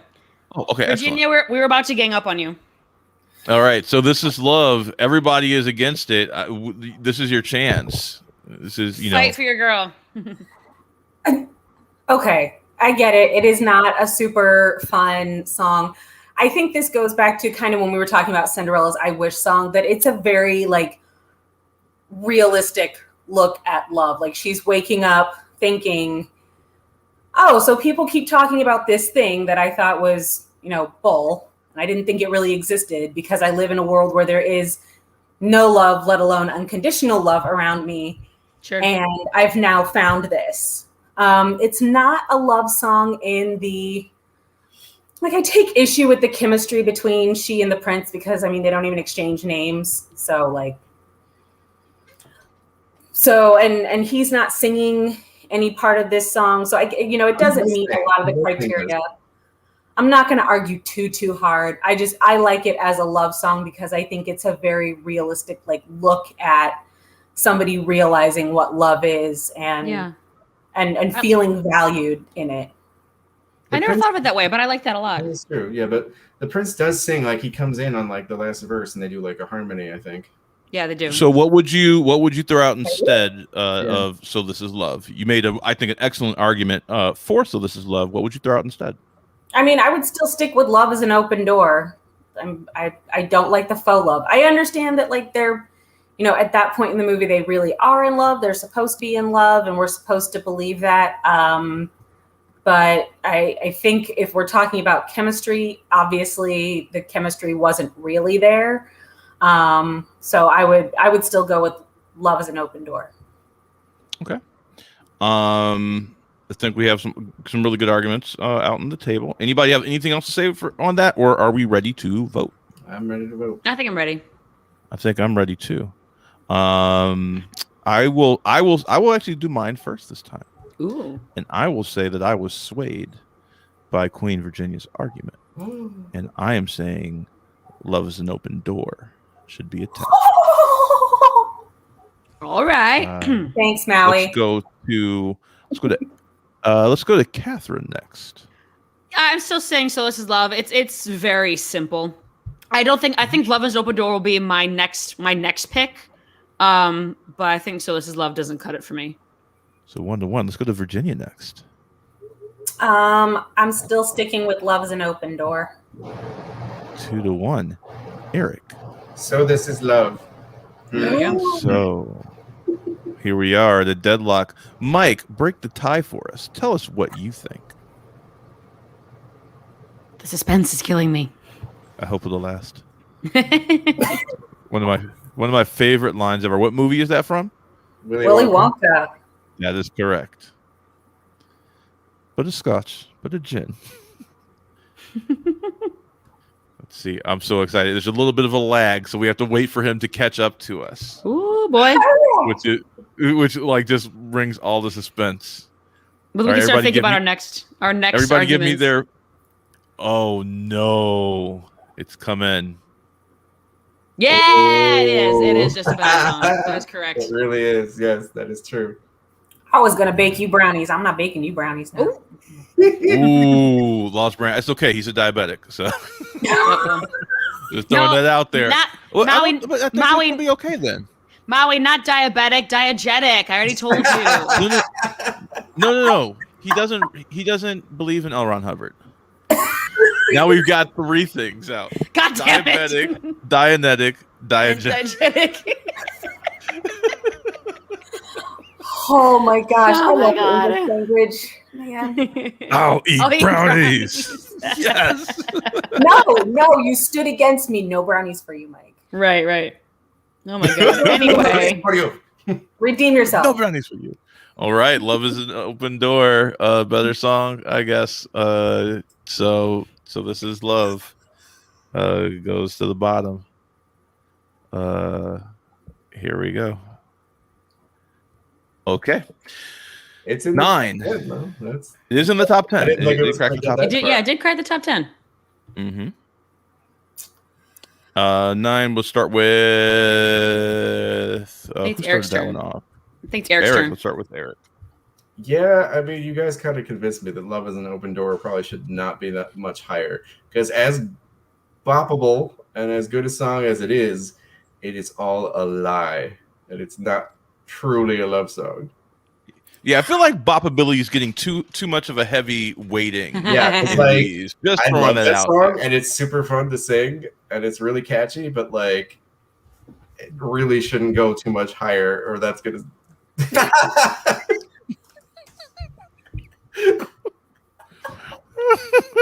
Anyway, I don't think it should go too much higher because then we're kind of sending a message. I think Mm-hmm. some troubling connotations of that song. It's been on the block for a while. It's interesting. Let's go to Catherine. Okay. I know I just said that Love Is an Open Door would be my next pick, but I actually just looked up the lyrics of a different song, and I think I might change my mind here. I think my next. I don't see what you could say that would. You're about to cause some violence. Well, hear me out, Maui, and I'll try to convince you. We'll see. We'll see. What you got? What you got? I think I'm gonna go with the other Frozen choice and do Lost in the Woods. Oh hell no! Oh no! Hold on, though, because hang on, listen to me. We literally just said 30 seconds ago that Boppabilities had too high of a factor here. So I went and I'm like, okay, how does this song work narratively? And I don't think it makes any sense narratively because the entire song, he's talking about like how she's gone on a different path from him and he, doesn't know how he can follow her and all. I'm like, what are you talking about? Like, you've been trying to propose to this girl for the entire movie. Like, these words don't make sense. And he's talking about himself the whole time. Like, this is not a love song. This is like a let me vent for 3 minutes song. It's a good song though. Like, it sounds like the band Chicago, which is a band that I grew up listening to because it's my dad's favorite band. But like, it doesn't make any sense. Oh, and by the way, that Chicago sound is completely out of place with the musical framework of the rest of the movie. That's what makes it so good. It like sticks out like a sore thumb. Yeah, Lost in the Woods. I'm going with it. Hot take. Kat, you cannot say you didn't hear that song and at some point do this move. Oh no, believe me, I like how it You sounds because again, I grew up listening to Chicago. I've seen them several times, but like, it just does not make sense Look, from a character perspective or a narrative perspective. It might not make sense, but they're definitely in love. As opposed Great, love that to for the them. sham that is Love is an Open Door. But Love is an Open Door. And also, it's their song. Okay, But hold again, on. but Love is an Open Door makes sense. Love is an Open Door has a purpose narratively. It does what it's supposed to do. Lost in the Woods is just like, hey, we failed to give Jonathan Groff a song in the first one. We can't make that mistake again. Here's another one. Okay, what if we change the love interest in Lost in the Woods? How do you mean? What if we make it Sven? Then it'd be number one. No, I'm kidding. Sven does technically sing in the song. He's there. It's true. They're talking about their journey together. They are lost in the woods together. There's a lot of togetherness with Kristoff and Sven. So Undying love. maybe we're just looking at this wrong. I don't know if Anna is really down for being in a throuple. I don't know if that's on the table. Like, oh, Sven, I love you, man, but not like that. Yeah, Sven, no, Kristoff. Sven may not sleep in the bed with us. I'm going to counterpoint you that it is incredibly important to the narrative of those two characters, and this is the reason why. Because his arc is realizing that his love is not fragile. This is him like questioning everything and realizing, oh no, I'm being an idiot. Like, I love her. She needed to go do her own thing. I need to not get in her way and not dim her light. Throw that out there as a counterpoint. That's not what the song says, though. Because it's him questioning himself and what he's thinking. Like, you know, what am I? If I'm left behind, right? Like he's trying to figure out like who he is in relation to her and where his place is in the story. Because the whole first movie, he's kind of like the traditional rescuer. He like shows up with the gear. He shows up with the ride. He like rides her corpse back to the thing with the plate so that she doesn't freeze to death and whatever. I know, really technical. But he's like very used to being like her very literal like knight in shining armor. And then in the second movie, she's like, that was awesome, but I think I got this now.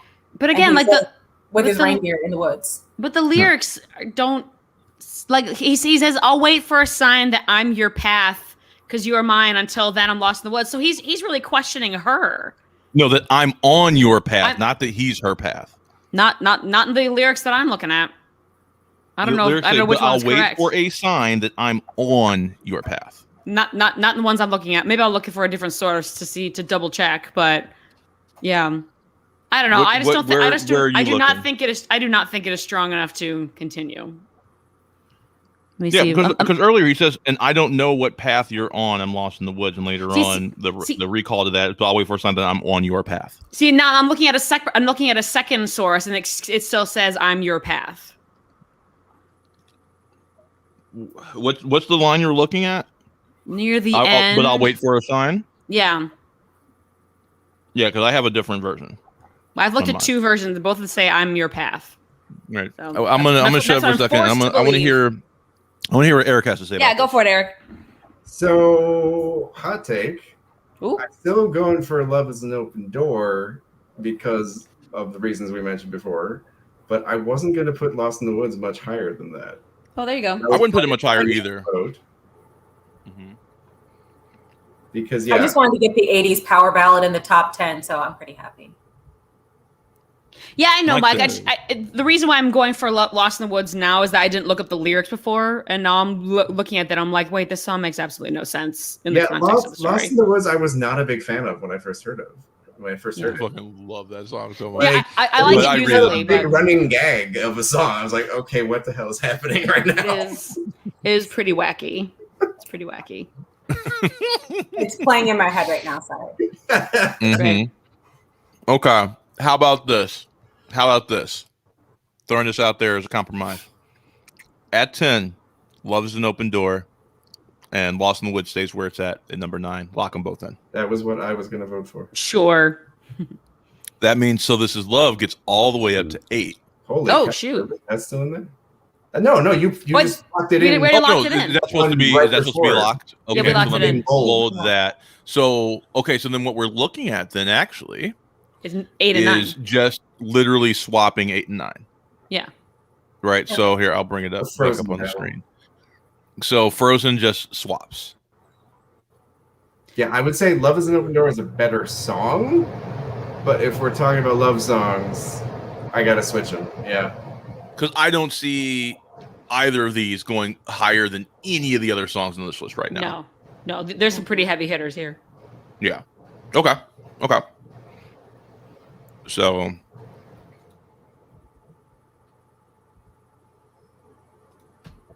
Cute. We got 2 and 1. 2 and 1. Ruthless efficiency. Indeed. we say an hour and 43 minutes into this call. How long are we going with the stream? Because I am down to continue. I just wanted to check. I mean, I think we can wrap this one up way easier than the last one. I think we'll see if it turns into a bloodbath, and then maybe that'll change. But Are we sure? I think we're moving at a really good clip right now, considering we had to finish up the last bracket. I'd love to get through this tonight if possible. So, all right. So it's 7. Kat, what do you say? My first instinct is Once Upon a Dream. Because again, these are as good as it is. Like, we're getting to that point where we have to do the qualifier of like, I still like the song, blah blah blah. But I mean, it does not hold a candle to A Whole New World, A Beauty and the Beast, I Want Sam in Love. I see it. The process of elimination alone says Once Upon a Dream to me. Okay. Also, they just met. Like, she's singing by herself at the beginning, and then he like cuts in, and then she's like, "Hey, dude, I just met you." Technically, they met as children, but I don't think she remembers. Shush. She didn't meet him. She was a literal infant. He might have been young, but she was an infant. Alrighty, Virginia. My soul just won't let me vote against Once Upon a Dream. Probably like ever. So I'm gonna say Like that would be your number 1 potentially. I know that I live in a world of facts and reality, and it won't be number 1. But the way I held a torch for Almost There, Once Upon a Dream is like my mental go-to romance song. Maybe my mental go-to song for Disney across the board. Oh, wow. It is like one of the most iconic love songs of all time. I think, like independent of the movie. So I think that is a very good point. Eric, what say you? I was also going to vote Once Upon a Dream, actually. Oh shit! Yeah, because it's not musically. I don't think as strong as the other ones on the list. And to be quite honest, Prince Philip kind of comes across as a bit stalkerish in that song. Yeah. He kind of shows up randomly, like, "Hey, can I sing with you too?" You're a woman alone in the woods talking to your animal friends. All of a sudden, this stranger dude is like, "Hey, I'm not a stranger. We met once." Yeah, upon a dream. that's true. Remember? Even like he's like telling her. She's like, what? That's a creeper in this song. Well, when you put it that way. I always thought that. I was like, "What? This is weird. What's happening?" I mean, what? Have you You don't ever ever thought pick up random dates while you're hanging out in the woods? Like, it's just me? This explains my love life. Okay. All right.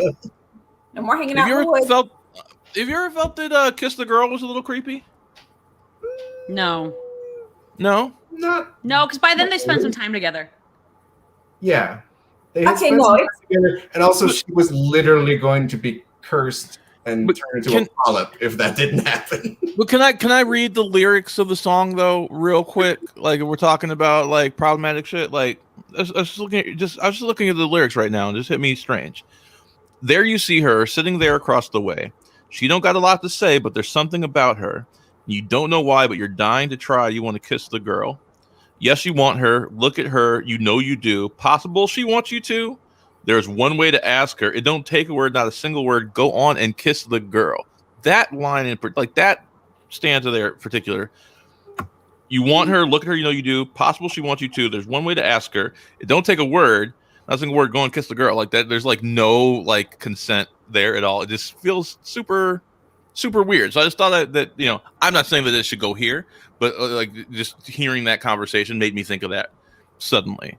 What you were saying about Philip. I never really got that sense from it. It more felt like the sort of hesitancy that a lot of guys feel when it's like, okay, do I kiss her now? Do I not? Like, what's the vibe here? Like, you know, it's like he's like trying to size up what's going on in the situation, whether that's the right moment, you know. And Sebastian's like, do it, just go for it, dude.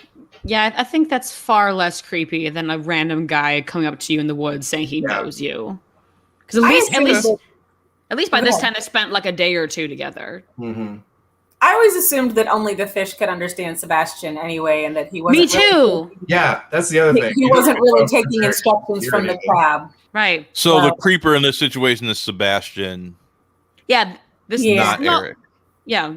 But we don't know if the song is necessarily diegetic. So it can't have brownies. No. Dianetics. Nobody asked you. Ron Hubbard can't have brownies. Oh boy. They're filled with they can't have brownies, but only because like it's filled with thetans, and you got to get clear. So. Never mind. Anyway, I was about to take it further and I decided not to. You should have taken. Is there a fourth permutation we haven't thought of yet?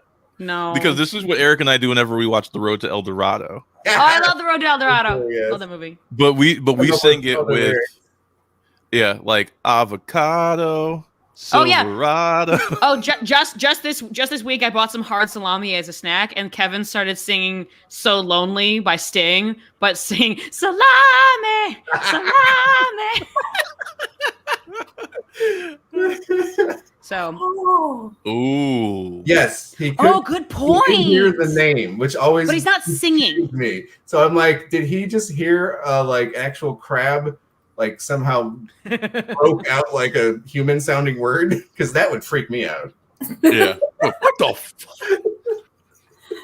That'd be interesting. All right. So it sounds like there's a pretty big contingent against Once Upon a Dream. Is there anything else that's being thrown out there instead? Virginia, did you have something else that you would want to throw out instead of Once Upon a Dream, or are you? I'm just gonna sit here and I'm just gonna let it happen, and I'm gonna, try to rally the small bits of my soul as you all shatter them across the internets. Now you know how I felt with both the Hunchback discussions. This is how I felt about If I Never Knew You dropping to the bottom of the list. Yikes. I was like, what? Already? All right. It's 6. Who started the last one? I think that was it Kat? At this point. I think it was Eric, and I think this time it's from. I think this time it's Eric's me. okay. Yeah. All right, so it's you this time. May I view the list, please? Yeah, you can go. Okay. Wait, no, maybe it was Kat, because I think I was agreeing with you. Were you? About Once Upon a Dream. I don't remember. Whatever. If it's me, I'm sorry. I get too low. Since y'all just went all fucking stabbing Caesar on Virginia, let's go with Virginia first. Okay, that's fair. That's fair. Go ahead, Yeah. Virginia.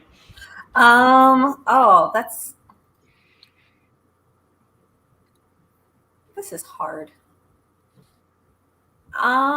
This is hard. That's what it's like, fucking Office is forever. Or should I? It's The Office. Like fucking Michael Scott is like ruined my brain. And like every suggestive sounding thing, I hear him in my brain just saying it. All right, so what we got? All right, I'm gonna say there are only violent options at this point. It's true. It's true. I won't say I'm in love, simply because she's saying she won't say she's in love. I don't know. I really love that song though. Did you wait? I gotta go. Cass, just do what you just did when she was saying that again. I know. I saw. I saw. I'm really trying to be quiet right now. I love All that. right. Song. The only thing I can think is either that or I See the Light. Those are the only two that I feel could be a contender for not the top 5. All right, Eric. I was also gonna say I won't say I'm in love. Holy shit. Sorry, because she's fighting against it the whole time, so I don't think it's quite as classic or as iconic a love song as a result. It's a self-denial song. Are you All right, kidding me? Dang it. First, give us your choice, just real quick, to say what your choice is, and then I will let you unleash hell. I'm going back and forth between Kiss the Girl and I See the Light. Oh, Mike's got a hot take. Oh, Virginia, I'll admit that Once Upon a Dream is a better standalone song than at least one song left on this list, but I don't want to choose Violence. I'd be curious to know which one he's referring to, because yikes. My guess is I See the Light. Okay, I See the Light is kind of boring. It's pretty, but it's kind of boring. Like, a lot of these can be like slow and ballad-y without being like boring. And it's, I don't know. It's pretty, like, it's visually beautiful. Like those lanterns and like the way he looks at her while she's like looking up and stuff. Like it's got good feels to it, but I don't think it belongs in the top 5. I will argue vigorously for I Won't Say I'm in Love. That was going to be in my top 3 because any white girl at karaoke is going to want to do I Won't Say I'm in Love because, oh my God, the bopability is off the fucking charts in that song. It's so good. And it's like this little like doo-wop thing going on. Come on, y'all. It's a little unorthodox, and that's why I like it. I like it. It doesn't feel like a love song. She's like, but she's trying to work through like all her objections before she can be like, okay, fine, yeah, you're right. She has a lot of like trauma in her past, and she's like closed off her heart. And the Muses are like, no, like we can tell you love this dude. But that's kind of like Lost in the Woods, where he's like, what am I doing with my life? But I really want to be with her. Like it, I don't know. But like if you took out Meg's part and it was just the Muses, it would be kind of like a Kiss the Girl, where they're like, you want to, let's go. Right, like she's saying one thing, they're saying what's actually inside of her heart. Right. I think it's an interesting, it's an interesting call and response. Yeah, it's a cute little musical conversation. What's that? It's a love song in denial. Right. Yeah. Mm-hmm. It's a little unorthodox.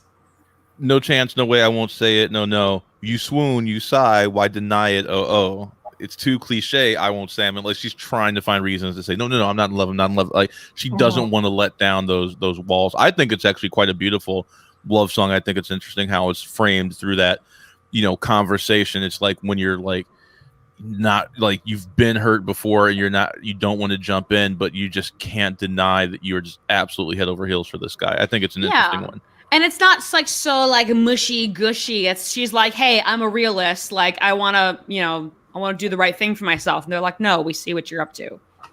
Yeah, like if there's a prize for rotten judgment, I guess I've already won that. No man is worth the aggravation. That's ancient history. Been there, done that. And then they immediately say, "What? Who do you think you're kidding? He's the earth and heaven." Like, right. I like it. I personally love that song. I love this song. Yeah, I do too. I'm just saying, like, there's only violence left. I know. There's only violence left. There's only violence left. So it sounds like we might be split between "Won't Say I'm in Love" and "I See the Light." Is that what I'm hearing?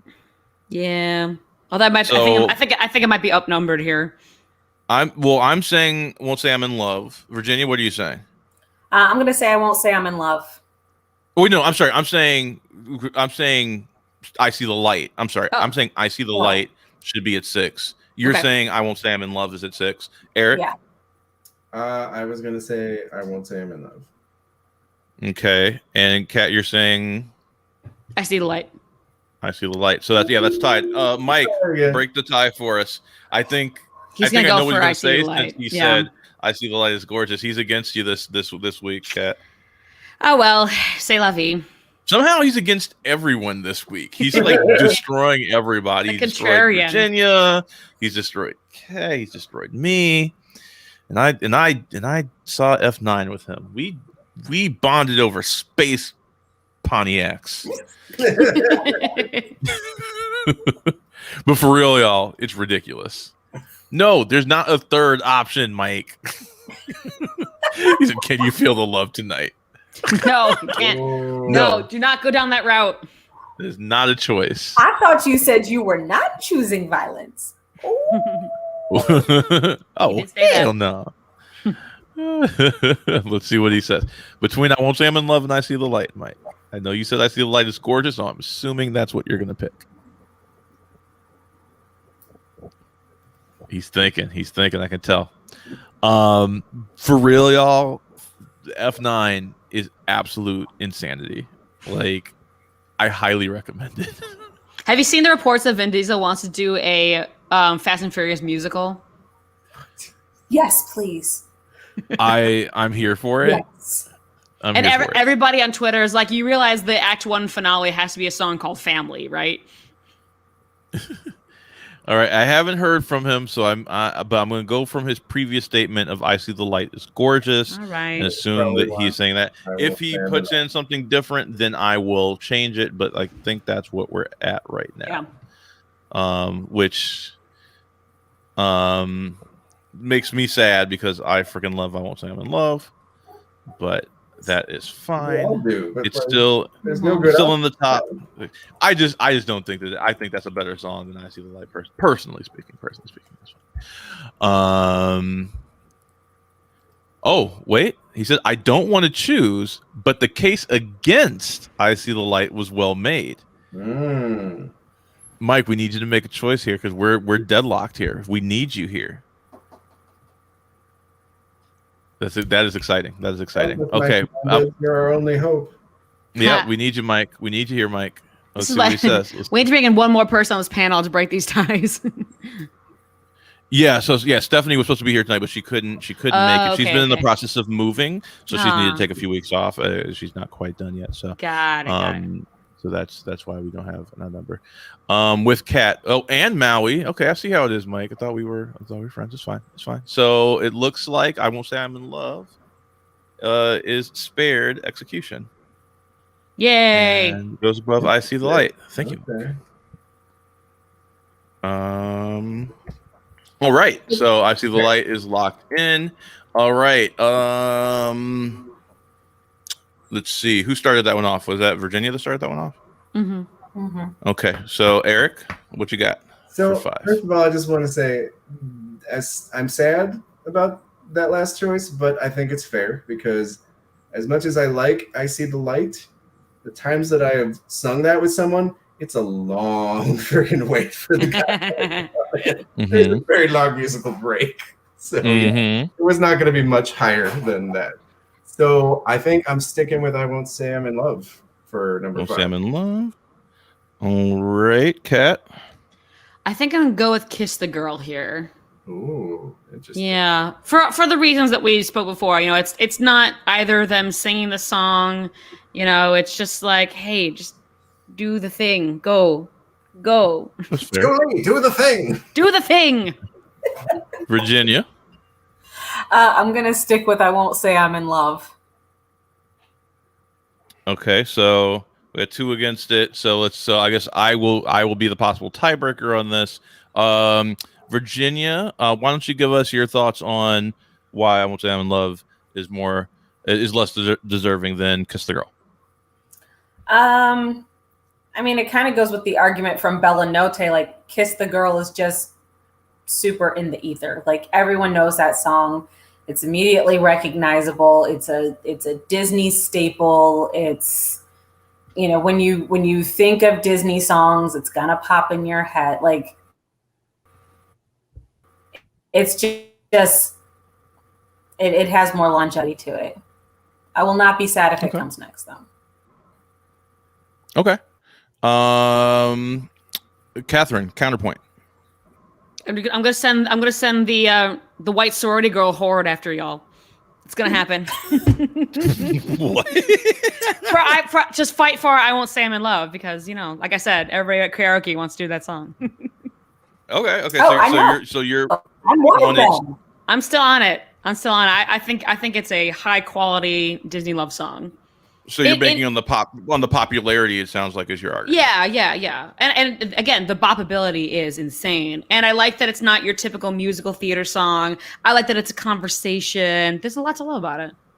It's gonna be Eric, stuck what do in you my think? head for like a week. I know, right? I'm thinking about it right now.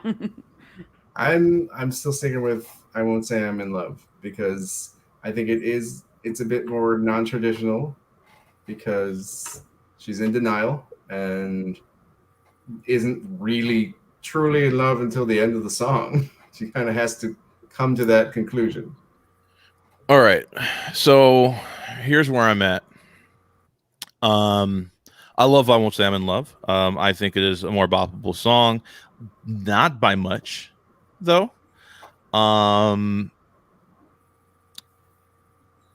Yeah, across the various metrics, I mean, I think that Kiss the Girl loses points for me because like we said, like they're not singing to each other. It's like this, Right. third party singing anthem. It doesn't seem to really be about what their thoughts are, but what Sebastian's thought, or like Sebastian trying to get him to do the thing to break the spell. It seems less about love when you think about it, when you really think about it. More like trying, hey, we really need you to break this curse, bro. Like it doesn't seem to have much to do with like actual love. However, and I hate to say it, when I take in like the popularity and like cultural impact, I ran, you're talking about the karaoke factor. I was a karaoke DJ for like a decade of my life, and I had quite a few I Won't Say I'm in Loves asked about, but Kiss the Girl is way more popular of a karaoke. Is it song. really? So, oh, I never knew that. way more popular, at least in these neck of the woods. All right. So I guess I hate that I'm saying this, but I guess I'm gonna vote I Won't Say I'm in Love. Then if we're gonna put I Won't Say I'm in Love at, what is it, number 5? Is it number 5 right now? Are we gonna put Kiss the Girl at 4 then? I have a question. I think you're gonna get a fight on that. So that was just a question. So let's open up the next round right now. I Won't Say I'm in Love just stays where it's at 5, and it's locked in. Kat, you are throwing out Kiss the Girl. I'm still throwing out Kiss the Girl, yeah. Because if it's not at 5, then it's gonna be at 4 for me. Okay. For the aforementioned reasons. Absolutely, Virginia. I don't know that I have an opinion yet, but what I want to ask is, how do you differentiate? Because Maui, you said, Kiss the Girl is more about breaking the spell than love. How do you justify that against Beauty and the Beast? That's an interesting question. I mean, there's more longevity there, obviously, like Belle and the Beast have a longer relationship. But again, Mrs. Potts, who in the movie is singing is that encouraging third party trying to break a spell. So yeah, I think where I land on that's a very good question. I hadn't thought of it that way. Very good question. Mm-hmm. But I think where I land is you're right. The Belle and the Beast have had this longer time to get to know each other, and they have moved from that like hate to almost love, and I think she's trying to like scooch that bar over a little bit. Whereas Ariel and Eric, yes, they've known each other, but it's only been like a couple days, not a couple months. So they're like, "Yo, we gotta like get this thing going." Whereas that's more about the spell because they're on a strict time limit. Whereas Belle and the Beast, this is happening more organically, and they're just trying to like push them over that cliff a little. They've already gotten to the edge of the cliff, and now they're just trying to be pushed over a little bit. I would agree. I wouldn't disagree. Yeah. I just wanted to ask the question.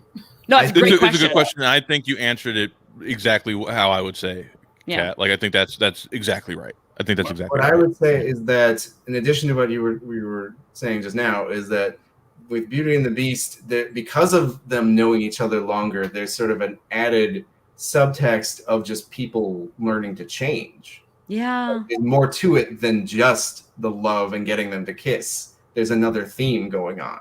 Yeah. So that's Cool. why I honestly don't know what to do with this top 4. Oh, I do. It's I've got an order, yeah. Oh, I've got a perfect order. I'm ready. You have subjectively a perfect order. My order is different than Catherine's, but we'll find out. We'll find out. All right. So we have Kiss the Girl on the block right now. Virginia, what was your choice? Is it Beauty and the Beast? No, I think it's Kiss the Girl. I think the shorter relationship kind of takes away a little bit of the gravity of the relationship, and that kind of takes away from the song. Okay. Eric? I actually was going to vote for Can You Feel the Love Tonight. I was going to put that at number 4. Okay. I think I'm also in the same boat of Kiss the Girl. Same boat. So okay, so took me a sec. So yeah, okay, so we'll say, so it sounds like Kiss the Girl, and it sounds like now that Kiss the Girl is out of the way, it sounds like Can You Feel the Love Tonight is going to be the focus of this next conversation here. Yeah. So we'll lock in Kiss the Girl. Oh, I would have put that higher. It sounds like it's pretty definitively 3-1 on that. Yeah. So let's just, for brevity's sake, let's just get that in there. Okay. So Can You Feel the Love Tonight is Kat's choice. Virginia, what do you got for the 3 spot? I was kind of thinking Beauty and the Beast, but Eric, what's your argument for Can You Feel the Love Tonight? So Can You Feel the Love Tonight, I feel like the pop version is a better song than the one in the movie. Like Elton John's version is a more full song, like more verses, there's more to it. It's just kind of more meat to that song. Whereas the one in the film is more Timon and Pumbaa just kind of like feeling sorry for themselves, and then a little romantic interlude in the middle. That's and the romantic interlude isn't even that romantic, because part of it is in their mind solos between Simba and Nala, and being like all the reasons why like it's not working right now. Yeah. Why are so many musical love songs about why love doesn't work? I know, because love is difficult sometimes. Ugh. The musical interlude is so that they can do the dirty. Yes.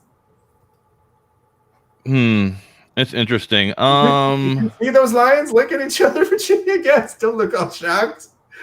We know what's going on in that scene. Y'all, if I wanted say to watch this. National Geographic, that's what I'd be watching. I don't need y'all, this is the anti-Jolly Holiday, if you know what I'm saying. Yeah, kind of. Though arguably they're having a much jollier holiday.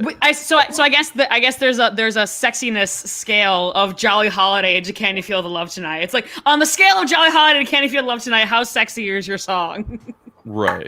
Okay, so I don't like bookending that. I'm sorry. I don't like bookending that conversation between Elton John and Julie Andrews. It's true.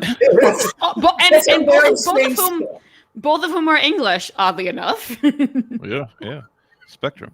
I will say this for Can You Feel the Love. I actually think I agree with Can You Feel the Love Tonight being where it sits right now. Yeah. But I will say this though, just in defense of it, real quick.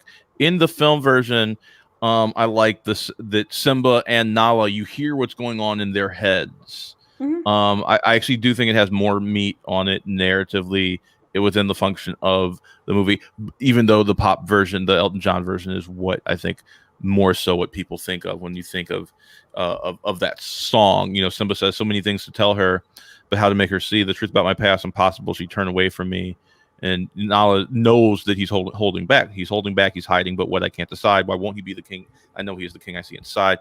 I think that is an interesting thing to hear what's going on in their heads throughout the course of that song. I think is a really, really cool storytelling device. So I will say that. But I do agree that it should be a 3. Yeah. So I think that gets locked in. Whew, okay. So final battle. Who's Beauty there? and the Beast or A Whole New World. So just to make this, this to see where we're at right now. I'm gonna. Okay. How many people are saying Beauty and the Beast should be at the top? Oh wow. Oh, Oh wow. Okay. okay. So I guess it's just a love fest Damn. for Whole New World.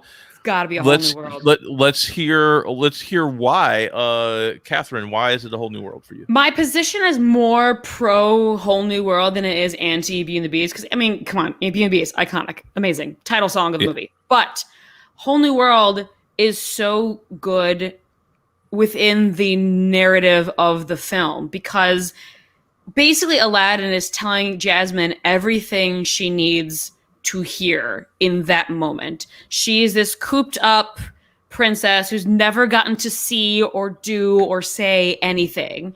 And he's telling her, hey, tell me, princess, what your heart desires. So he's like, he's saying, hey, you tell me what you want instead of everybody telling you what you want. And he's showing her a whole new world that she never got to see before. She gets to feel that freedom.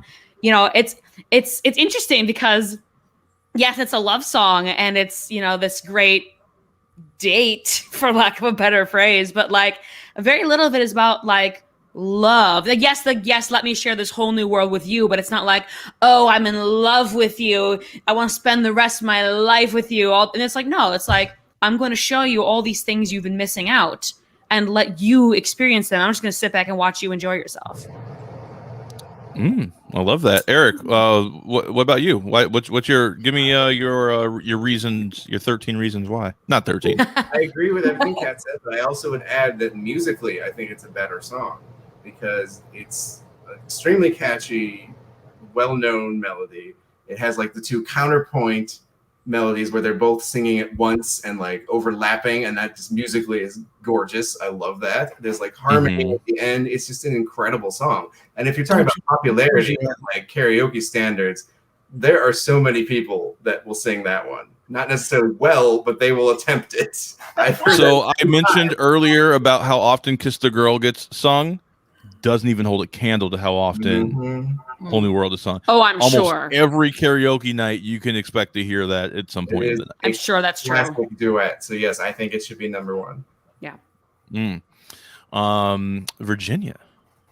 Kat and Eric summed it up pretty well. I think this is just the song that it hits all the markers that we're talking about. They're both singing. They're singing to each other. They're singing about their relationship between each other. It, forwards the narrative in that she starts to get a clue into who he really is. And he decides that he, really does like her as a person.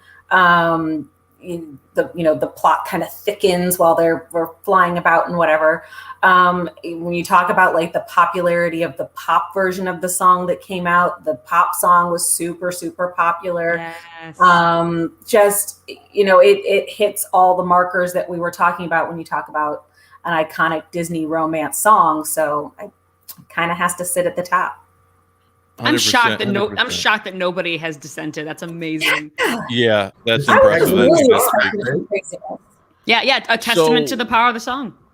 Yeah, and the funny thing is, speaking of the pop versions, this is a rare case where, like, if we were ranking the pop songs, it probably would be the same thing. Yeah, although like, Celine Dion is in Beauty and the Beast, and that's also very good. No, that's great, but like for all the reasons like Eric said about like the harmonies and Whole New World and everything, like, and then also like the pop version of Whole New World is also just like for me like it's blackified as well. So I'm like, come through, Peebo, come through. It is Peebo. That's right. Yeah, Peebo made some money around this time. Sure did. Yeah. Because he did this one, and what was the other one he did? I think he did Beauty and the Beast. I think he did Beauty and the Beast. I think he did both of them. He did both of them, right? Yeah. Like that's incredible. So that's our definitive love song list is done. So that's If I Never Knew You, Love, Ma Belle Evangeline, Jolly Holiday, One Song, Bella Notte, So This Is Love, Love is an Open Door, Lost in the Woods, Once Upon a Dream, I See the Light, I Won't Say I'm in Love, Kiss the Girl, Can You Feel the Love Tonight? Question mark. Beauty and the Beast, and A Whole New World. Yay. I also just realized, Can You Feel the Love Tonight? Question mark means he's not very confident in his abilities. Makes sense. It's his first time. Oh dear. Oh dear. So that is our definitive Disney love song list. So that's all done. Next week we will round out this bracketology with showstoppers, bangers, and bops, and I'll give you a little sneak peek. So the order we have for the what we will be discussing in this one is Eye to Eye, Supercalifragilisticexpialidocious, Under the Sea, Belle, Be Our Guest, Why Should I Worry, Friend Like Me, Hakuna Matata, Circle of Life, Colors of the Wind, Zero to Hero, I'll Make a Man Out of You, Son of Man, You're Welcome, Let It Go, and I Want to Be Like You. That's an incredible list. Insane. I don't know how I do, like, because I love so many of these so hard. Like, even the one that you would expect to just be like, oh, why should I worry? Why Should I Worry is a banger. And this is all about bopability. And it's Billy Joel. The last one on there, that's just a 2. Something didn't copy over right, I think. Was that I? What? No, that's I too. That's how you say it. That's how you write it. Yeah. Oh, I never knew that. Okay. Yeah. So it's I to I. I thought it was like track 2 off of a playlist again. Oh, in the 90s, we spelled everything god awful stupid. So it's true. That's why we put Z's instead of S's and X's for no reason. So, but yeah, that's going to be an amazing one there. I'm excited for that. So we will do that next week. Like I said, be sure to get tickets for the 17th, July 17th for the Ella book launch. I'm very excited about that. We're going to outro with that video again. If anybody wants to check it out again, we're going to watch that video. We're going to put that video on one more time, and then the broadcast will end once that's over. So enjoy one more time Ella being ridiculous. Thank you, everybody. Virginia, Catherine, Eric, wonderful conversation. Really, really enjoyed it. Cannot wait for next week because the Showstopper Bangers and Bops is going to be insane. Also, come prepared to sing a cappella because we can't play the music for copyright reasons. Come prepared to sing a cappella. We're going to have some fun. Oh, I'm always prepared for that. So if you love your song for this one, you got to sing for it. I'm ready. I'm ready. We're going to have some fun. All right, y'all. Here we go. Enjoy this video and good night. Are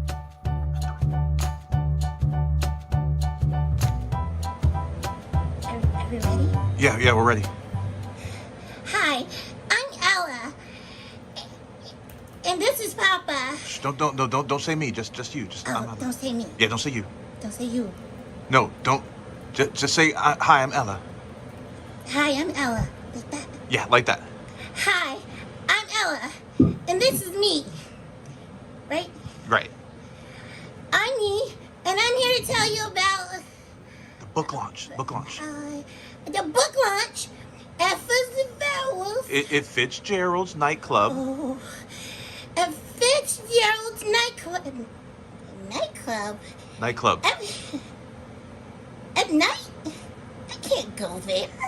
But yeah, no, it's gonna be at noon. Okay, start off. Hi, I'm Ella. I'm me. I'm going to tell you about the book launch at Fitzgerald's nightclub. Happening July 17th. July 17th at noon. At noon. Which is to 2 o'clock. 4 o'clock. 4 o'clock? Yeah, That's not noon. Noon until 4 o'clock. Noon until 4 o'clock? That's my bedtime. Well, we're gonna have. I see what you did there. It's gonna be a book signing. I'm gonna stay woke. Stay woke. There's gonna be a book signing. Mm-hmm. I know I write some of the letters in my name. What's the name of the book?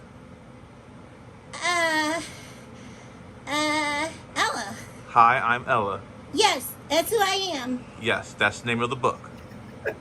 What? The name of the book is Hi, I'm Ella. Yes, I'm Ella. Yes, but the name of the book. Say the name of the book is Hi, I'm Ella. The name of the book is Hi, I'm Ella. That's me. That's you. So come to Fitzgerald's nightclub at noon. That's 12 to 4 p.m. July 17th. Yes. Yes. At Fitzgerald's nightclub, but it'll be at noon in the daytime, and I get to stay woke during my nap after I eat.